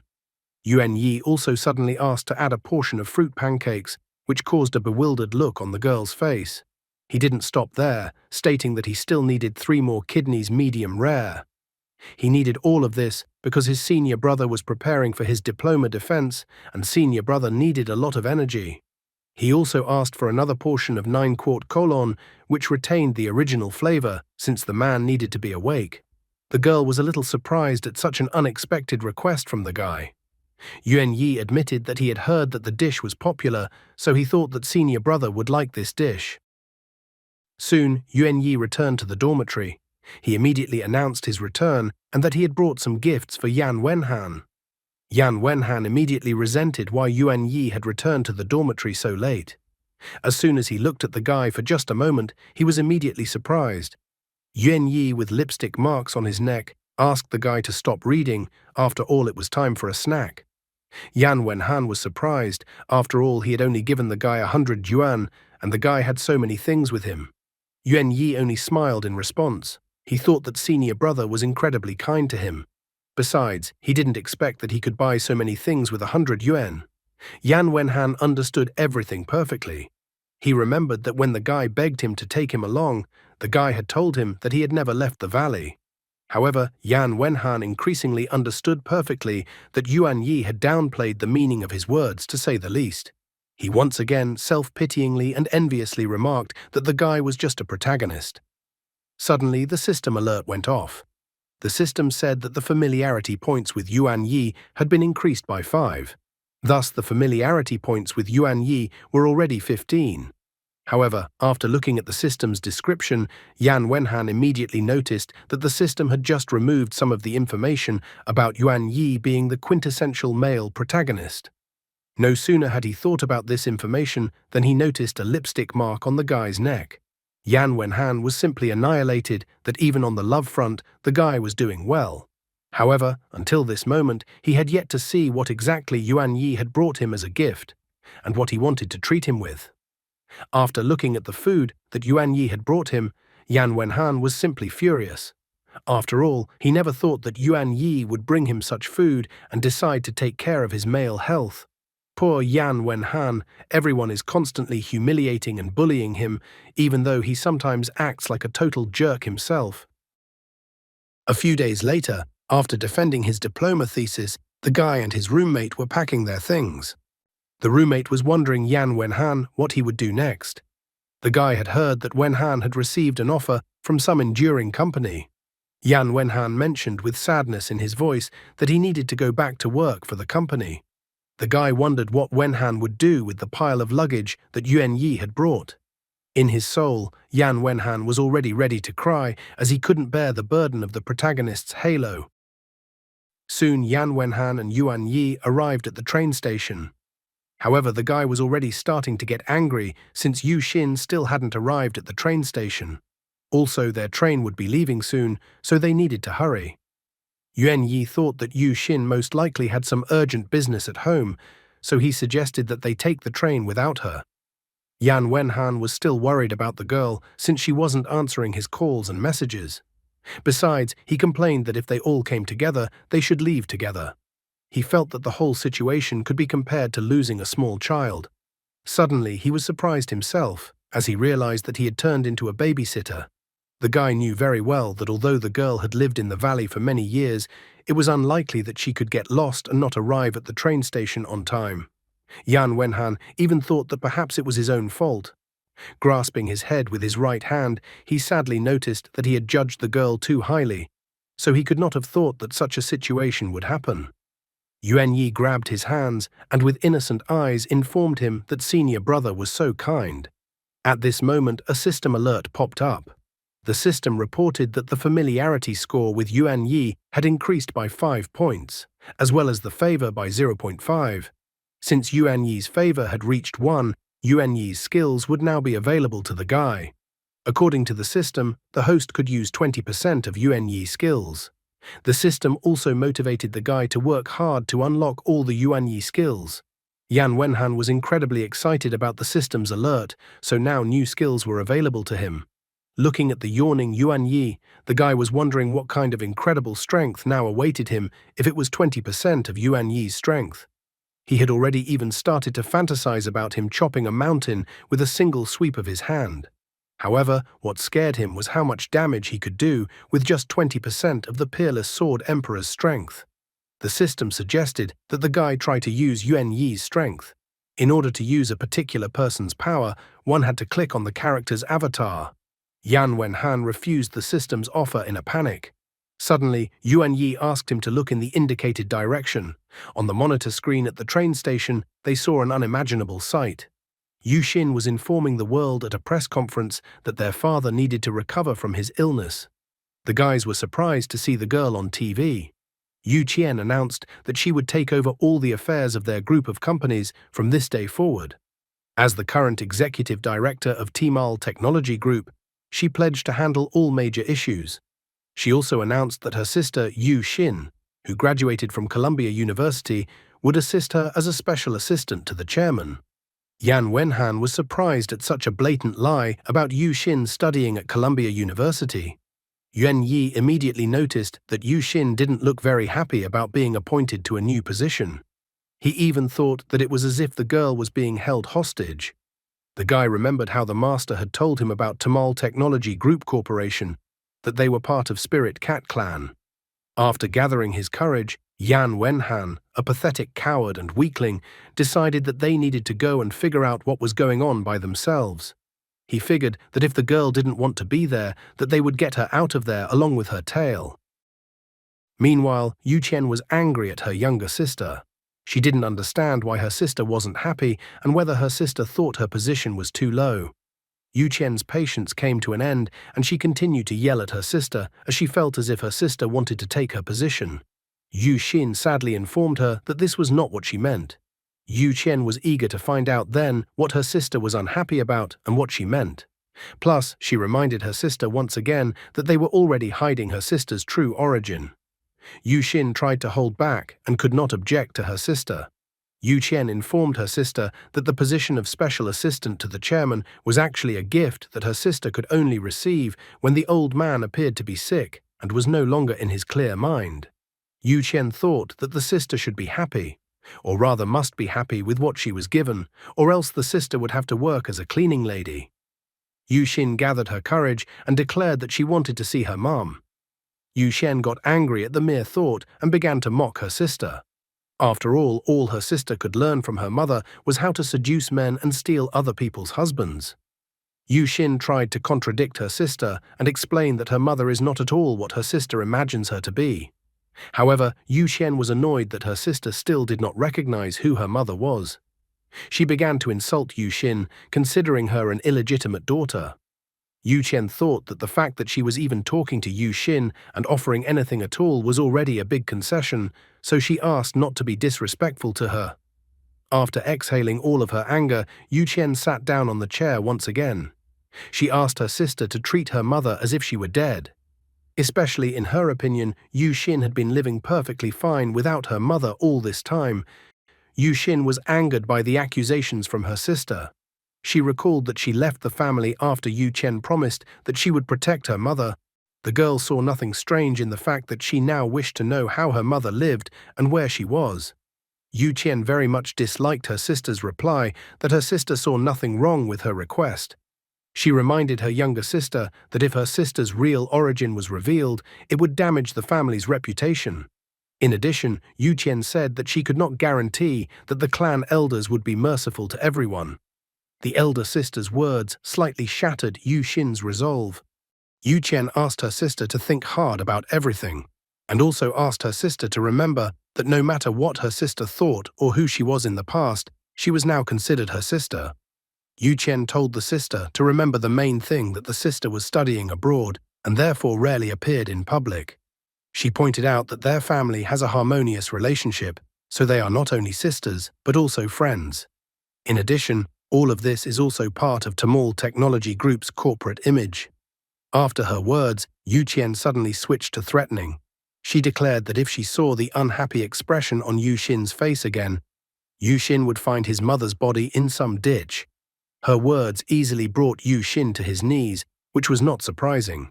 After all, it was impossible to reach the position Yu Qian currently held without getting her hands dirty along the way. Yu Xin cried, unable to hold back any longer. She confessed to her sister that she hadn't seen her mom in over a decade. The girl promised that she wouldn't talk to her mom or do anything else. She just wanted to know that her mom was okay. After that, she promised that she would listen to her sister and do whatever her sister told her to do. Yu Qian looked at Yu Xin with disdain. She wondered why her sister was kneeling, because if anyone saw her sister kneeling, she would be considered a villain. The second young mistress of the Yu family cannot kneel, losing her dignity and begging for mercy. Yu Qian told her sister to be happy as her sister had a cute face, so her sister shouldn't be sad or anything. Just at this moment, Secretary Rong Wei walked into the office and saw Yu Xin kneeling down. He apologized for disturbing Yu Qian, but the girl asked him to go into the office and ignore anything. Yu Qian immediately told her sister to stop kneeling, for she had already realized how kind her sister was and that her sister was sincerely remorseful. Rong Wei brought the will that Mr. Yu's notary had prepared at Mr. Yu's request.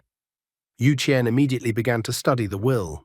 She discovered that an illegitimate daughter could indeed receive 5% of the inheritance. The girl was surprised at how generous the old man was. Now she understood better why some women wanted to become the mistresses of men like the old man. After all, it was possible to get incredibly rich through such a relationship. With her words, the girl had once again insulted Yu Xin's mother. Rong Wei also asked when it would be convenient for Yu Qian to listen to him about the situation at Goldman Group. After thinking a bit about the secretary's words, Yu Qian asked her sister to leave the room, but remember what she told her.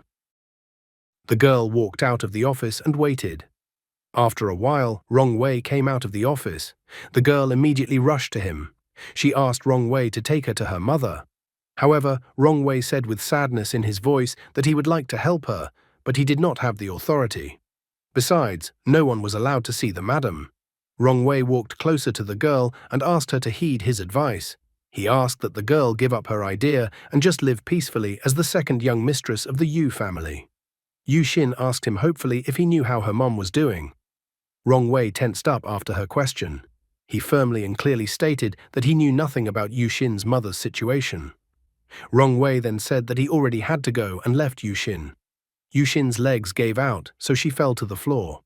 The girl was disappointed and devastated as her last hope to find out about her mother's fate slipped away from her hands. Soon Yan Wenhan and Yuan Yi arrived at the building owned by Tamal Technology Group. Yan Wenhan went to the front desk and said hello. He said that they would like to see the special assistant to the chairman Yu Xin. The girl asked the guys if they had an appointment. If an appointment was not made, they would not be able to do anything.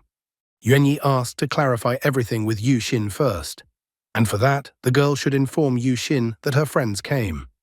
The guy asked for the girl to report that Yan and Yuan had come to see her.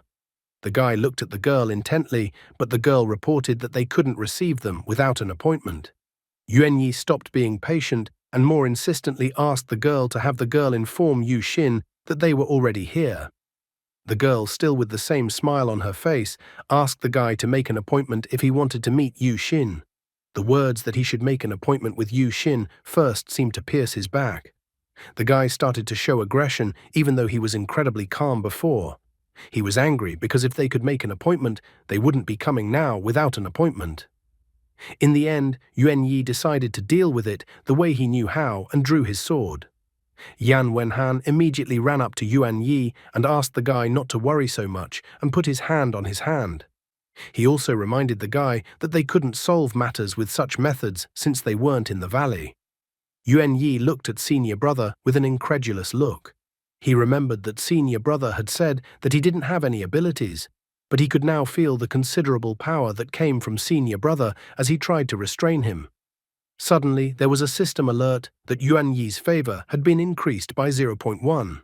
Yan Wenhan immediately looked at the guy, but the guy averted his gaze. Yan managed to notice that the expression on the guy's face as he looked at him was somehow strange. At the same instant, a man walked up to the front desk. He said hello to the girl and asked if Mr. Mu was in his office. The girl immediately asked the man if he had an appointment. The man admitted that no arrangements were required, so he asked that Mr. Mu be told that Mr. Qin had come. The girl cheerfully asked the man to wait for 1 minute, as she needed to ask someone to escort the man to Mr. Mu's office. From such insolence on the girl's part, Yuan Yi's patience came to an end. He was incredibly angry at the fact that the man could pass without an appointment and they could not.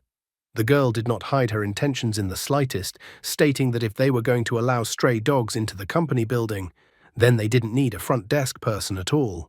Yan Wenhan asked the guy not to get angry and to be reasonable. Barely holding back, Yuan Yi informed Yan Wenhan that the girl treated them rather disdainfully and rolled her eyes as she looked at them and listened to their request. He was extremely displeased and started shouting that no one dared to treat him like that. Yan Wenhan tried to calm the guy down, stating that they didn't know how Yu Xin was doing and that she was probably giving an interview. He even tried to convince the guy that maybe Yu Xin would answer their call next time. The girl wasn't happy that while she was working at the front desk, some guys were throwing a tantrum and yelling. On the one hand, the girl is understandable and it's her job, but on the other hand, she behaved unprofessionally, showing disregard for the visitors. Although sometimes it is incredibly difficult, but you have to remain professional until the end. If, however, visitors are too rowdy and ready to physically harm, security should be called. Just at this moment, Yu Xin walked down to the reception desk. The girl immediately noticed that she had arrived. The girl immediately bowed to Yu Xin and greeted her. Soon, Yu Xin, Yuan Yi and Yan Wenhan moved to an outdoor cafe not far from the company office. Yu Xin sat with a guilty and slumped look. Yan Wenhan wondered if what she had said at the press conference was true. He still had little faith that the girl actually wanted to stay here and work as a special assistant. Yuan Yi was also curious to know how the girl felt about it. He thought that Yu Xin was originally going to return to the valley with them. In addition, the guy was scared about what the master would say if the girl didn't return. He was frightened by the thought that after Yu Xin disappeared from the valley, there would be no one to mix different drinks and do other things for the master. Without Yu Xin, she would constantly lose her temper. The guy was honest, so he admitted in his heart that he wouldn't be able to take care of master properly. Yu Xin, with a guilty look, did not look them in the eye. She only informed them that she had a reason to stay in this place and not return to the valley for now. Yan Wenhan wanted to find out the reason why the girl was refusing to go to the valley with them. He thought that he might be able to help the girl solve the problem. Yu Xin continued to stare at the floor, not knowing how to tell them about her problem. At this moment, two girls were walking behind them. The girl with the ponytail noticed Yu Xin. She noticed that the second young mistress of Tamal Technology Group was sitting in front. However, the second girl corrected her, pointing out that Yu Xin was not the real second mistress, but only an illegitimate daughter, and that Yu Xin's mother was a mistress. The first girl wondered where she heard such gossip and if such a thing was written on the internet. The second girl pointed out that even if you don't believe in gossip, you can pay attention to the fact that Yu Xin has already been involved with two men at such a young age. Yu Xin, Yuan Yi and Yan Wenhan heard the conversation between the two girls perfectly. Yuan Yi could not contain himself and turned his head towards the girls with a murderous look. His patience was running out as he was tired of listening to all the pathetic people not taking him seriously today. At the same moment, he grabbed his sword. Yan Wenhan, noticing what Yuan Yi was about to do, told him to calm down a bit, as the guy had obviously forgotten about the rules. Yuan Yi sat back on the chair, thinking that those girls should definitely have their tongues pulled out for what they were saying. Yan Wenhan exhaled in relief as he was able to calm Yuan Yi down. He explained to Yuan Yi that in today's human society, the law rules. He also reminded him that the guy should not get into trouble or end up in the crosshairs of people from the association. However, at this moment, Yuan Yi jumped up from his chair and raised his right foot on the chair with a shout, wondering how senior brother could tolerate people saying such things. His shout greatly startled everyone. Yan Wenhan did not quibble, but directly stated that he could not tolerate such remarks and actions of people. However, he felt that it was simply useless to argue with fools. Despite his elder brother's words, Yuan Yi continued to shout. He stated that ever since the master had taken the girl to her valley, then he had seen Yu Xin grow since she was a child. Therefore, he was extremely dissatisfied with the nonsense people were saying about her. He was dissatisfied, believing that people were just talking nonsense and their lives were a wasted transfer of oxygen. Therefore, he wanted to immediately get rid of such disgusting people. Yan Wenhan asked the guy to cool down a bit and sit back down on the chair. After sitting down on the chair, the guy asked senior brother not to tell him what to do. However, at this moment, Yu Xin, feeling ashamed, confessed that people are right, and she is actually an illegitimate daughter. Yuan Yi was surprised when he heard the girl's words. Afterwards, Yu Xin revealed that the reason why she came here was not to meet her father. Meeting her father was only a reason to come here.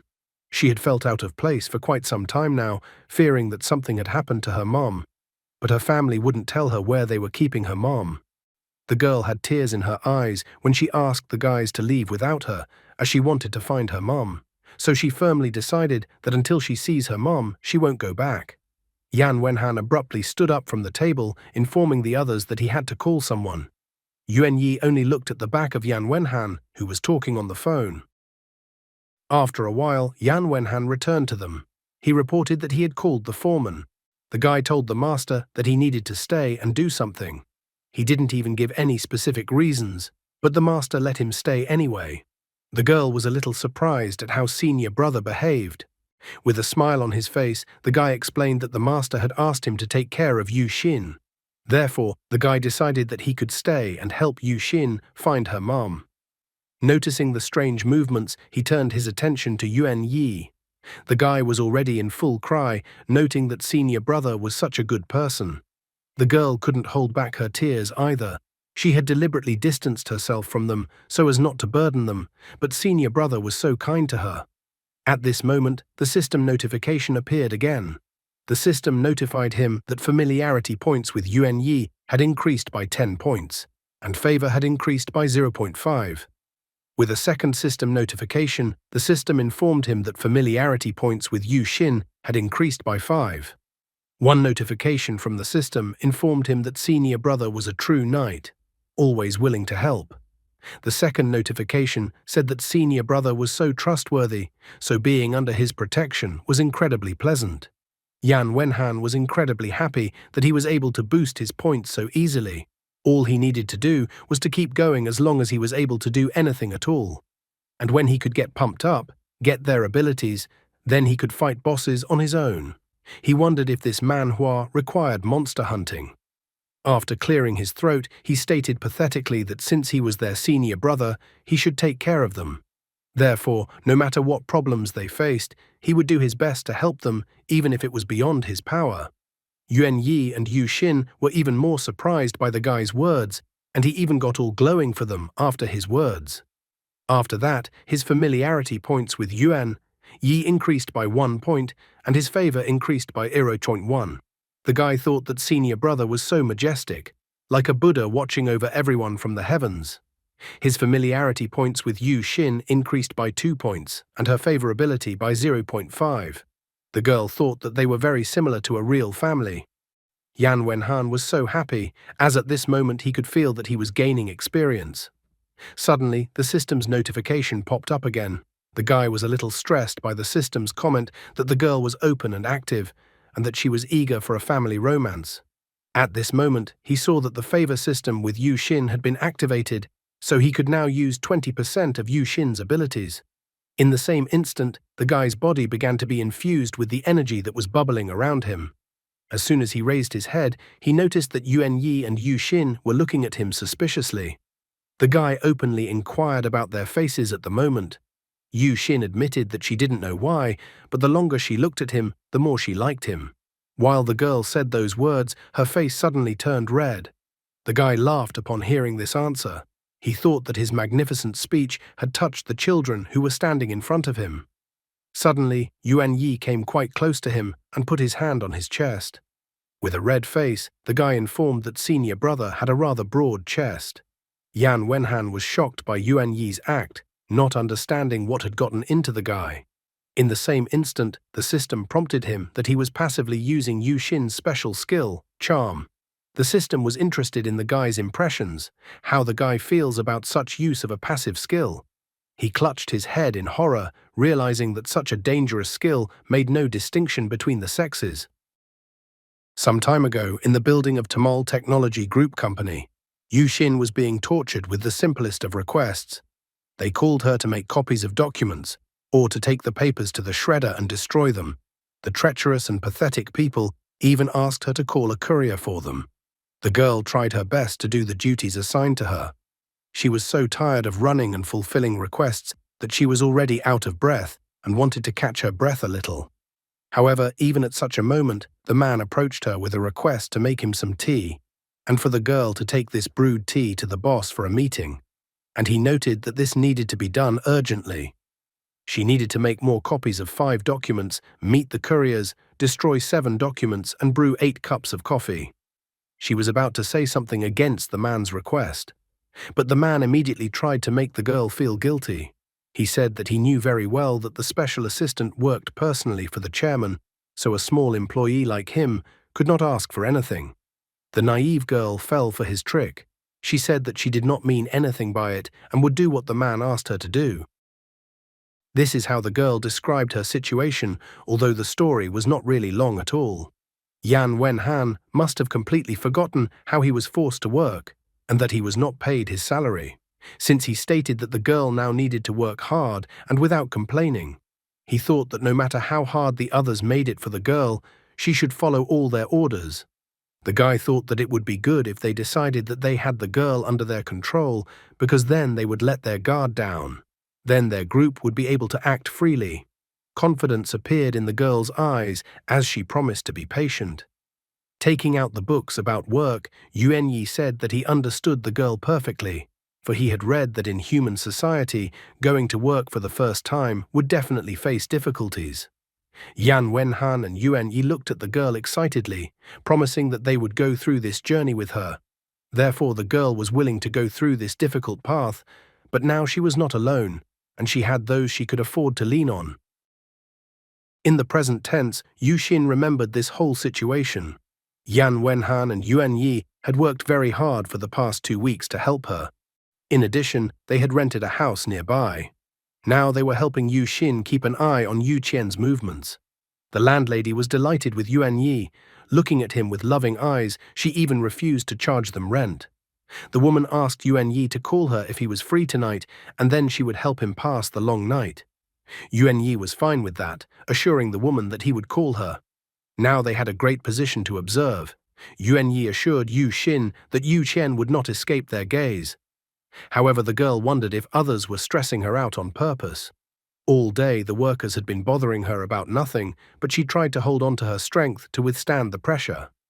Suddenly, an alert appeared in front of Yan Wenhan that he had received 0.1 favor from Yu Xin.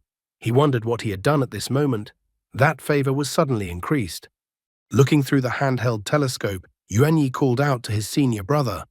He noticed that Yu Qian was once again traveling somewhere alone in a car. The guy suggested senior brother to follow Yu Qian. After thinking about the situation for a bit, Yan Wenhan confidently said that they should go and follow her. After a while of following Yu Qian, they arrived at some mansion. After hiding in the bushes, they began to inspect the mansion. Yuan Yi quickly noticed that a barrier had been placed around the garden, and that this was most likely a special area fenced off by the Immortal Cultivators Association. At this moment, Yu Qian drove a car up to the mansion. Then she opened the car door and came out all glowing. Looking at her, Yuan Yi wondered about her personality. He noticed that Yu Qian ran a large group of companies, yet she traveled to the countryside every 3 days. This was the point that seemed incredibly suspicious to him. Suddenly, the guards noticed something. Yan Wenhan noticed the strange reaction of the guards. After a bit of thought, he realized that since the area was fenced with an association barrier, the guards were probably not ordinary people. After that, they walked some distance away from the mansion and sat down on the grass. At this moment, Yuan Yi decided to check with senior brother about one small such detail. He thought that since this was a separate area fenced off by the association, it would be easiest to solve the problem if he just cut the barrier with his sword. Yan Wenhan did not stop the guy this time, agreeing that he could break the barrier with his sword. Yuan Yi's eyes shone. He was so happy because he didn't expect senior brother to let him do something like this. He even thanked senior brother. However, Yan Wenhan suddenly pointed out to him that there was a problem with this option. He reminded him that with this option, Yuan Yi might accidentally injure Yu Xin's mom. Yuan Yi had not thought about such a problem and the consequences at all. Therefore, Yan Wenhan promised that when the time came and the problem could be solved by force, he would definitely tell him about it. After a while, Yu Qian got into her car and drove out of the mansion grounds. Looking at the phone screen, the guy found that the girl had spent 3 hours in the house again. Even Yuan Yi now realized that this place was their main clue. Standing up from the grass, Yan Wenhan made the decision that they should return to this place on the weekend when Yu Xin didn't have to go to work. Stretching and stretching, Yuan Yi was happy for junior sister. After all, she has the weekend off and shouldn't be completely exhausted. However, at this moment, Yan Wenhan and Yuan Yi discovered that they were not alone in this place and someone was following them. The unknown man felt that they had discovered him. Taking out his sword from its sheath, Yuan Yi claimed that they were near a fenced area, which meant that he could use his abilities. However, at this moment, the unknown person ran away. Yuan Yi also easily noticed this, for he could no longer feel the breath of the unknown person who was watching them. Yan Wenhan pointed out that the unknown person could have been following both them and Yu Qian, and they didn't know exactly who the unknown person was following. Yuan Yi began to realize more and more that there was indeed something unusual about this place, but he didn't yet know what exactly it was that made him so alarmed. After waiting for the weekend, they set off again toward the suspicious area. The guards, meanwhile, were lined up near the gate leading into the mansion grounds. One of the guards reported that all was clear. The guards were such that not many people could slip past them unnoticed. Yan Wenhan, Yuan Yi and Yu Xin were watching at this time, sitting in the bushes some distance away from the mansion grounds. Yan Wenhan and Yu Xin were carefully watching the dangerous area. Yuan Yi was having fun trying to catch a butterfly. Yu Xin admitted that she was completely unaware that the Yu family had such an area on the outskirts of the city. Yan Wenhan informed her that they had been on surveillance for a long time, so they found a way to stealthily enter the courtyard. So he ordered the girl to be ready to spring into action at any moment. The bearded guard asked the other guards what their situation was right now. Meanwhile, Yan Wenhan, Yuan Yi and Yu Xin were following him. The bearded guard reported that his territory was clear, but at this moment Yan Wenhan, Yuan Yi and Yu Xin were climbing over the wall. When the bearded guard turned around to see what was behind him, there was no one there. Yan Wenhan, Yuan Yi and Yu Xin had successfully broken into the house. After that, they began to scrutinize the house. They checked the kitchen, the bedroom, and even the study. There were also guards in the house, which they carefully tried to evade and avoid being seen by them. They soon made their way outside on the grounds of the mansion and settled down in the shade of a tree. Yuan Yi began to complain that they had searched everything but never found anything unusual. Yu Xin even suggested that perhaps her sister was coming to this house for work, and they had gotten a little too excited. However, Yan Wenhan thought that it didn't make any sense, and something wasn't clean here. Since they didn't think to go outside the mansion grounds and only then strike up a conversation, so they were discovered rather quickly by the guards. The guards asked who they were and what they were doing here. Yuan Yi lied in the most inept manner, reporting that he was looking for the restroom. At this moment, Yu Xin spoke up and used her ability. The guards immediately began to look at her with loving eyes as a real beauty appeared in front of them. Looking at them, the girl informed them that they were dizzy and that they actually wanted to sleep for a while. The amorous guards fell to the ground to lie down to sleep, but before doing so, they pointed out to her where the restroom was. Yu Xin, even like a mistress, stepped on one of the guards, informing her brothers that the incident was settled. The guard she stepped on was still in admiration of how beautiful the girl was. However, at that moment, more guards arrived and noticed the guys. They were about to hit the girl. But Yuan Yi couldn't bear it anymore. Therefore, with a light movement of his sword hilt, he struck the guards who were attacking them. The guards were quickly lying defeated on the ground, having lost consciousness. Yan Wenhan once again grimaced and remarked that he didn't understand why he was even needed then, if they had managed without him. Yu Xin decided that they should start by dragging the unconscious guards somewhere. She wondered where the guards might be hidden in the area. Yan Wenhan suggested hiding the guards in the tree they were currently standing near. After a while, Yan Wenhan, after hiding the bodies of the guards in the tree, jumped down from the tree to the ground. Yuan Yi felt that senior brother didn't need to deal with such small things. He even asked senior brother to let him and his sister deal with such things.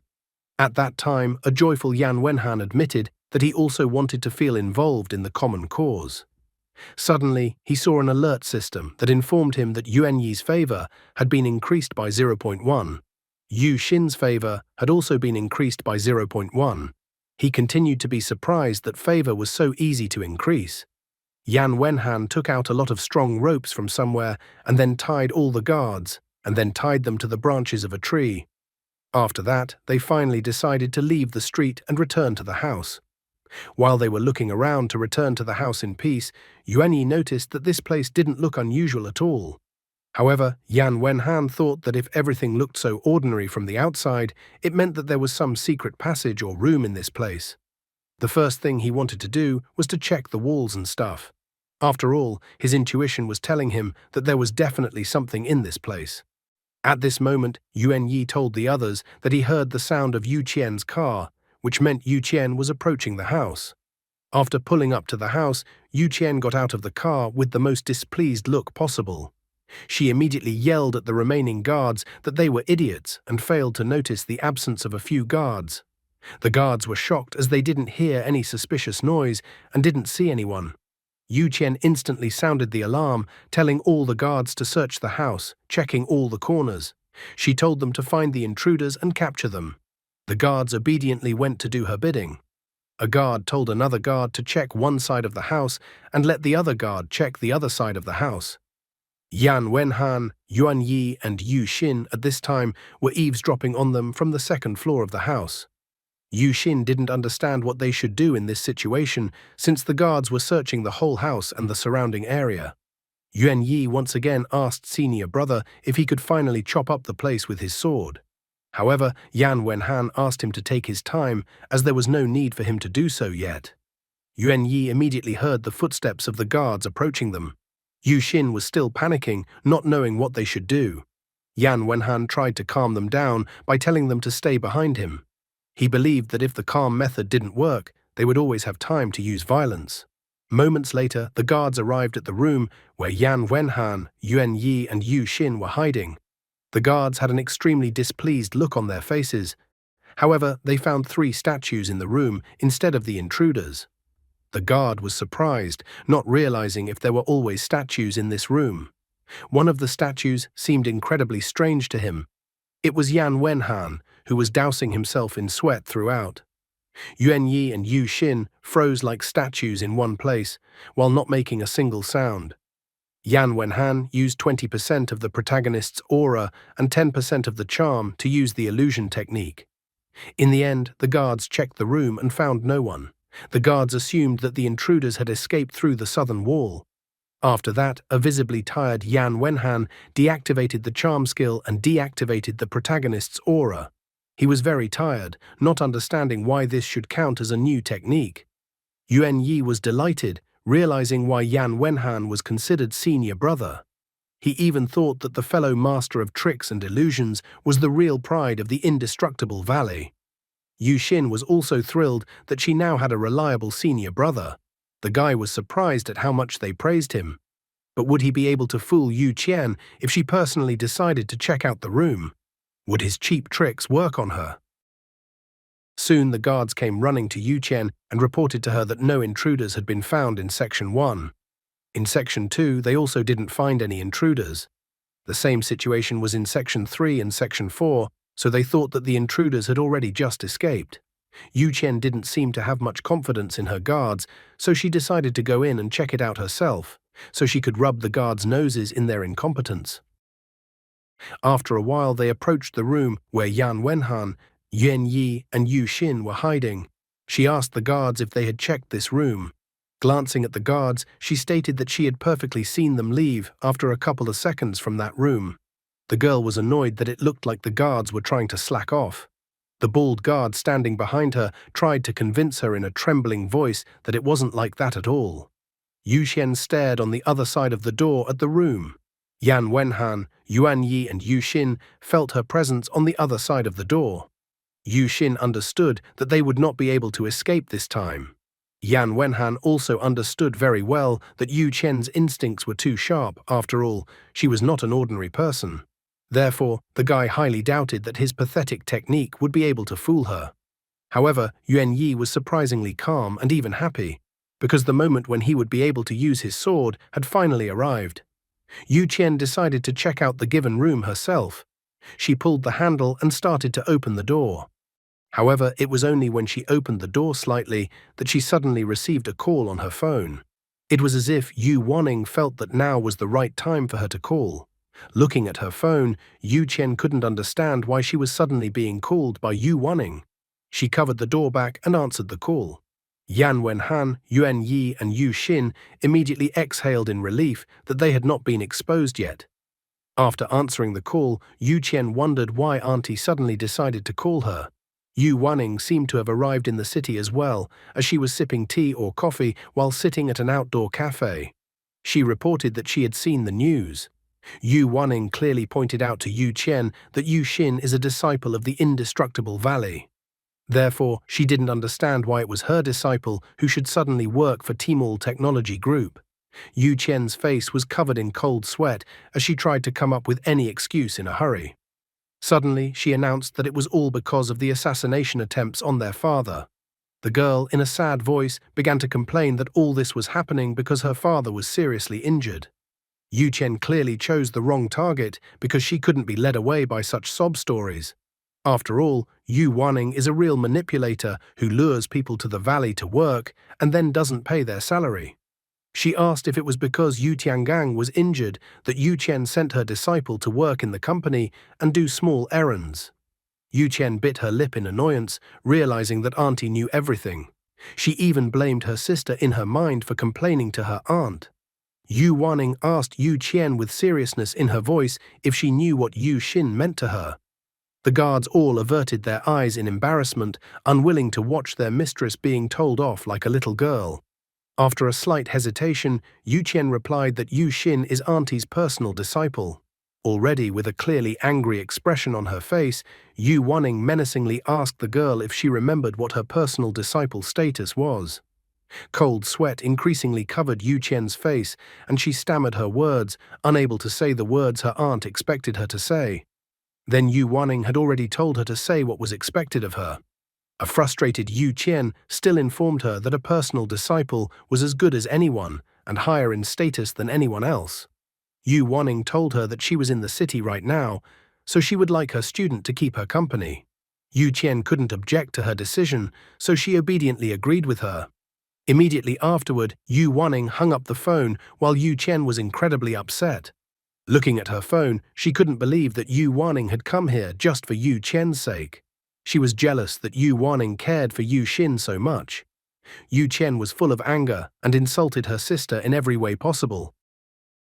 Meanwhile, Yu Wanning, who was sitting in an outdoor cafe, remarked with a smile that the guy was doing a pretty good job as a babysitter. He recently told Yu Wanning that he had a hunch that Yu Qian might interfere with their plans. So he asked her that if anything happened, he would send her a blank message, and then she should call Yu Qian to dispel Yu Qian's suspicions. Looking around, because she hadn't been to the city for a long time, she started to think about what fun things she could do in the city. After a brief moment spent thinking about the conversation with Yu Wanning, Yu Qian told the guards to continue searching. She even asked that the guards not escort her out. After a while, Yuan Yi noticed that Yu Qian had gone into the study. He was very curious about what she was going to do there. Yu Xin was thankful that the master called just in time, and they managed not to be discovered by the guards and Yu Qian. However, despite the fact that they were safe for now, she didn't know what they should do next. Yan Wenhan remembered that, judging from her voice, Yu Qian was very worried about the master's call. Therefore, he assumed that she now wanted to consult with someone about this moment. However, there was one oddity that kept the guy uneasy. He noted that the girl had not left the villa at once. Therefore, he assumed that their guesses were right, and there was someone important in this villa after all. An overjoyed Yuan Yi wondered how senior brother knew that the girl would receive a call from the master. Then Detective Conan explained to his junior brother that if junior sister didn't answer Yu Qian's call, Yu Qian would get suspicious. Besides, they made a lot of noise in that villa.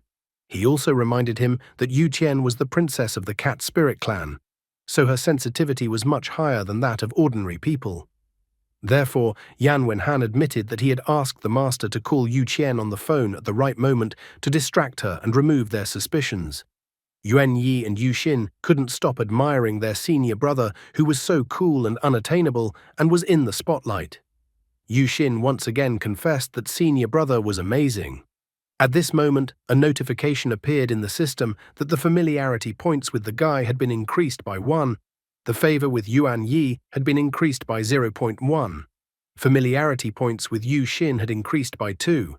Favor by 0.5.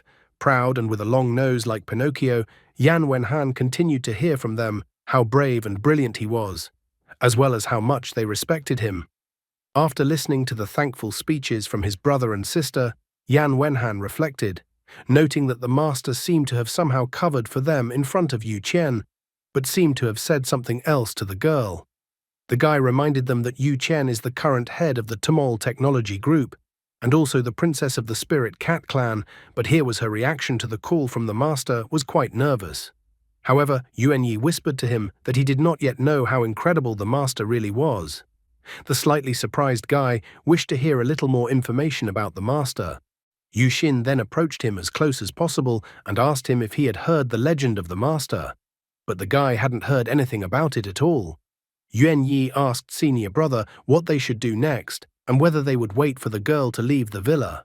However, at this moment, someone informed them that they would then have a long wait, because every time Yu Qian enters the office, she stays there for an hour or two. Yan Wenhan, Yuan Yi and Yu Xin were shocked that they were discovered and that there was someone beside them all this time. Yuan Yi became serious because despite his swordsman pride, he didn't even notice that there was someone else beside them. But he quickly caught on that the man's aura was familiar to him. Suddenly, as if taking off a red invisibility cloak, Rong Wei appeared in front of them. Yuan Yi exhaled in relief as he discovered that it wasn't his skills that were weak, but simply Rong Wei possessed an artifact. Yu Xin, on the contrary, was happy to see Rong Wei by their side. Yan Wenhan wondered if the girl knew this strange man who appeared beside them. Then the girl excitedly said that the man was Yu Qian's secretary and that he had always treated her well. But Yan Wenhan was worried that the man might expose them. The guy even thought that it looked like the man was spying on them. He thought the man's behavior was too suspicious. In addition, the man didn't seem like he was going to report to his superior that the infiltrators were hiding in this room. Rong Wei stated that they had made quite an unpleasant scene when they decided to break into the house. Therefore, he wished them to leave the house immediately. He imperiously stated that if Yu Qian found them in this house, the consequences would be unimaginable.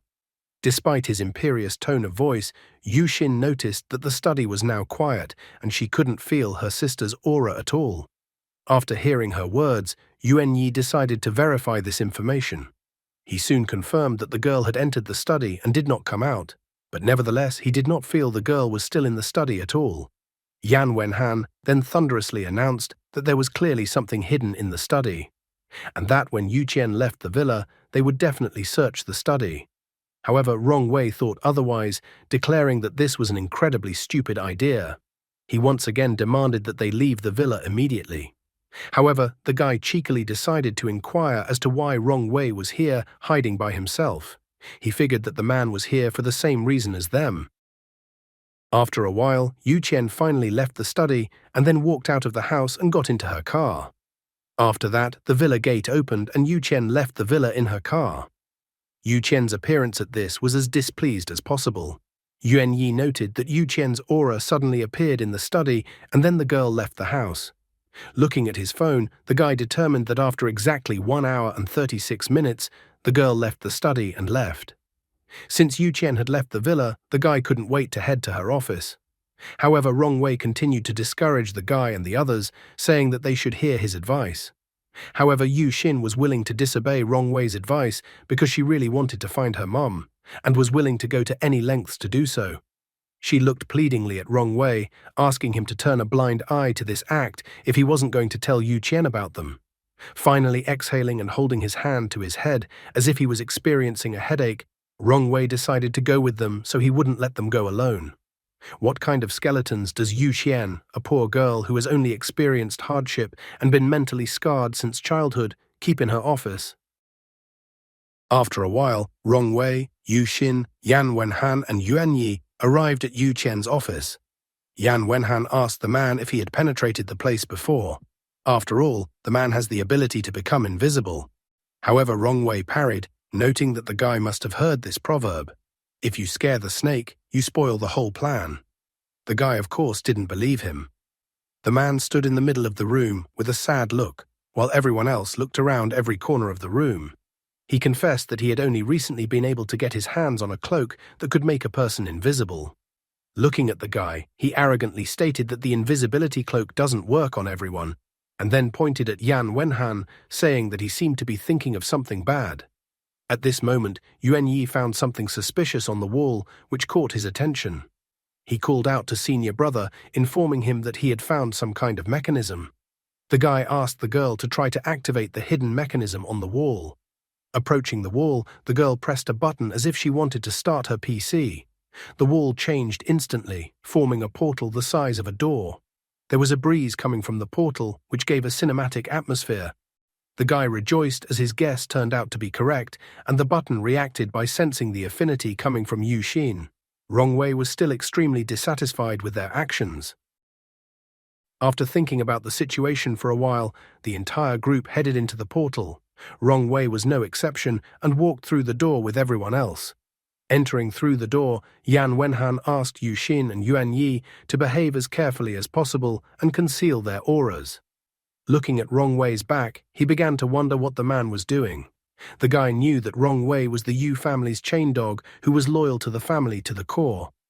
However, right now he was sure that the rumors about Rong Wei were false. After walking for a bit, they stepped into the lobby and Yu Xin instantly stopped. The guy inquired about what had happened. The girl then pointed him to the first floor, where the guy discovered a man. The girl informed him that it was her father, but she didn't understand at all why her father was in this place. The man was watching television with an extremely displeased look. Looking at him, Yuan Yi was extremely surprised. Previously, he had received information that the girl's father was mortally wounded and had fallen into a coma. Therefore, he completely didn't understand why the girl's father was here in such a state. He even assumed for a second that the man had a twin brother. The man continued to sit on the couch with his phone in his hands, completely oblivious to the intruders. Yu Xin was shocked because she didn't expect to see her father here. She didn't understand what was going on at all. Looking for information, she turned to Rong Wei, trying to find answers to her questions from him. However, the man's face was covered in cold sweat, and he was even trembling. Yu Xin could not believe that Rong Wei was so surprised by what had happened. Rong Wei said that it was impossible to continue examining this place because the Cat Spirit clan was very sensitive, and such a large number of chaotic auras would not go unnoticed. Rong Wei still couldn't understand why this happened. Suddenly the man looked up and asked if Qian Qian had forgotten something.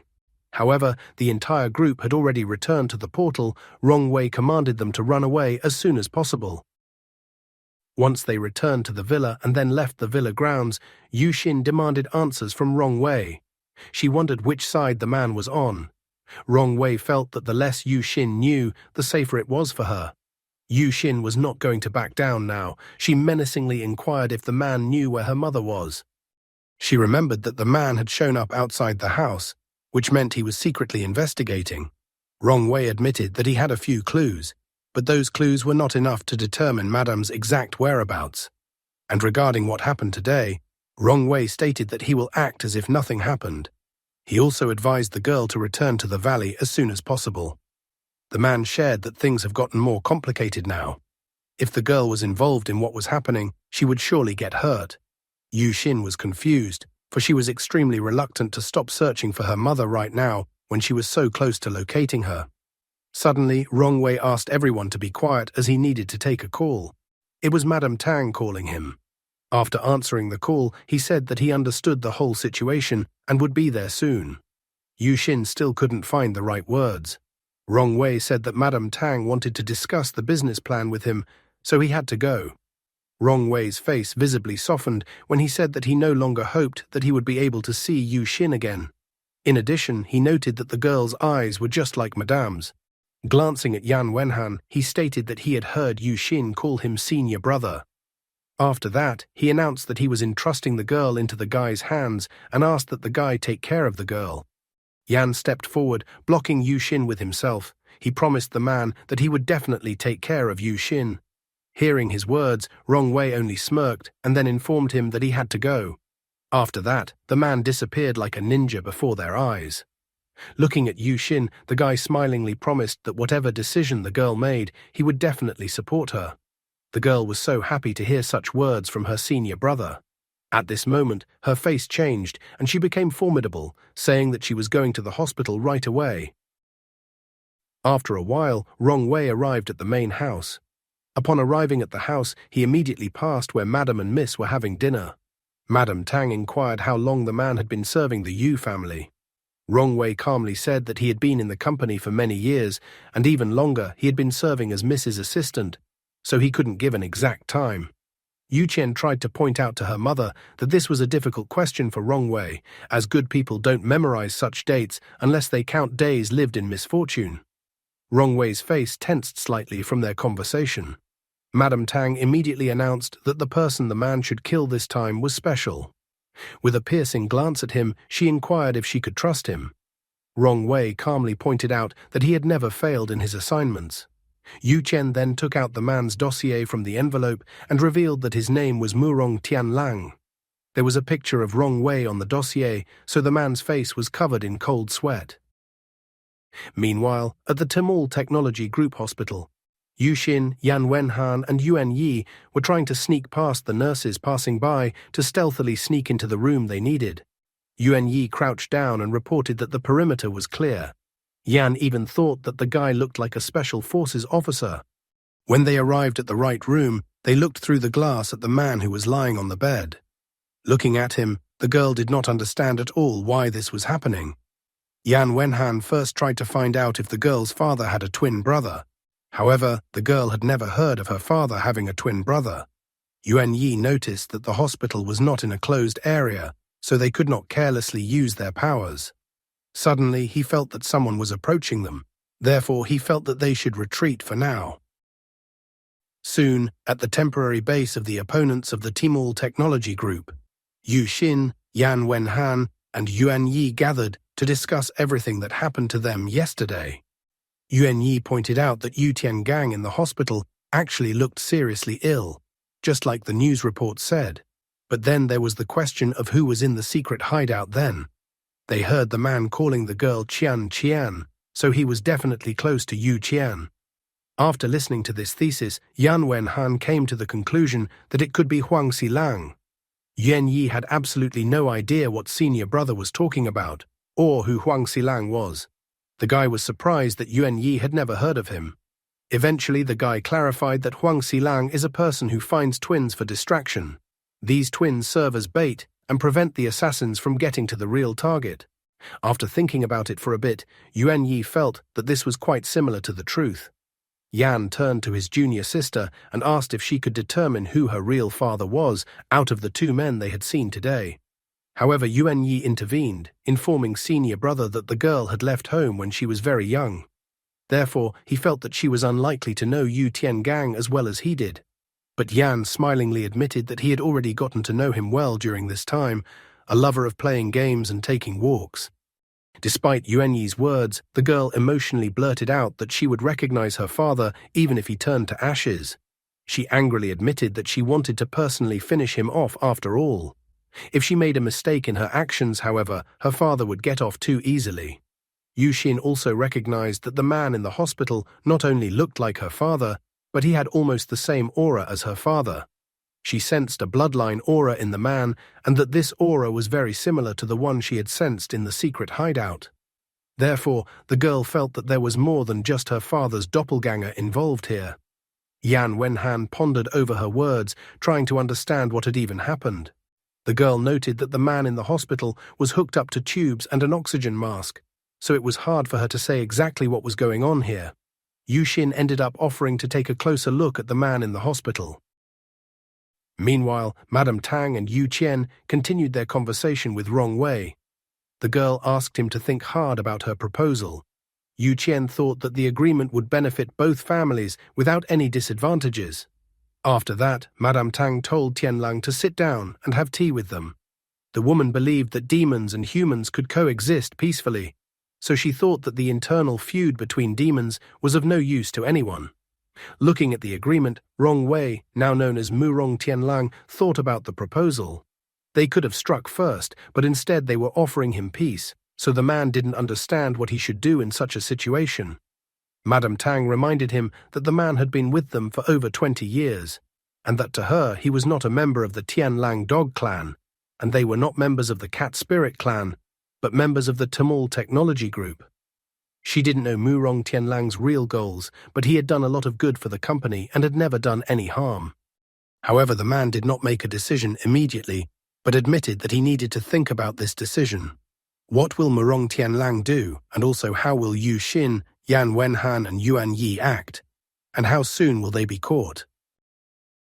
And that's all for today. Thank you very much for watching the video. If you would like to see a sequel, please like, subscribe to the channel, and leave your wishes in the comments. You can also subscribe to Telegram to know about new videos. Bye everybody.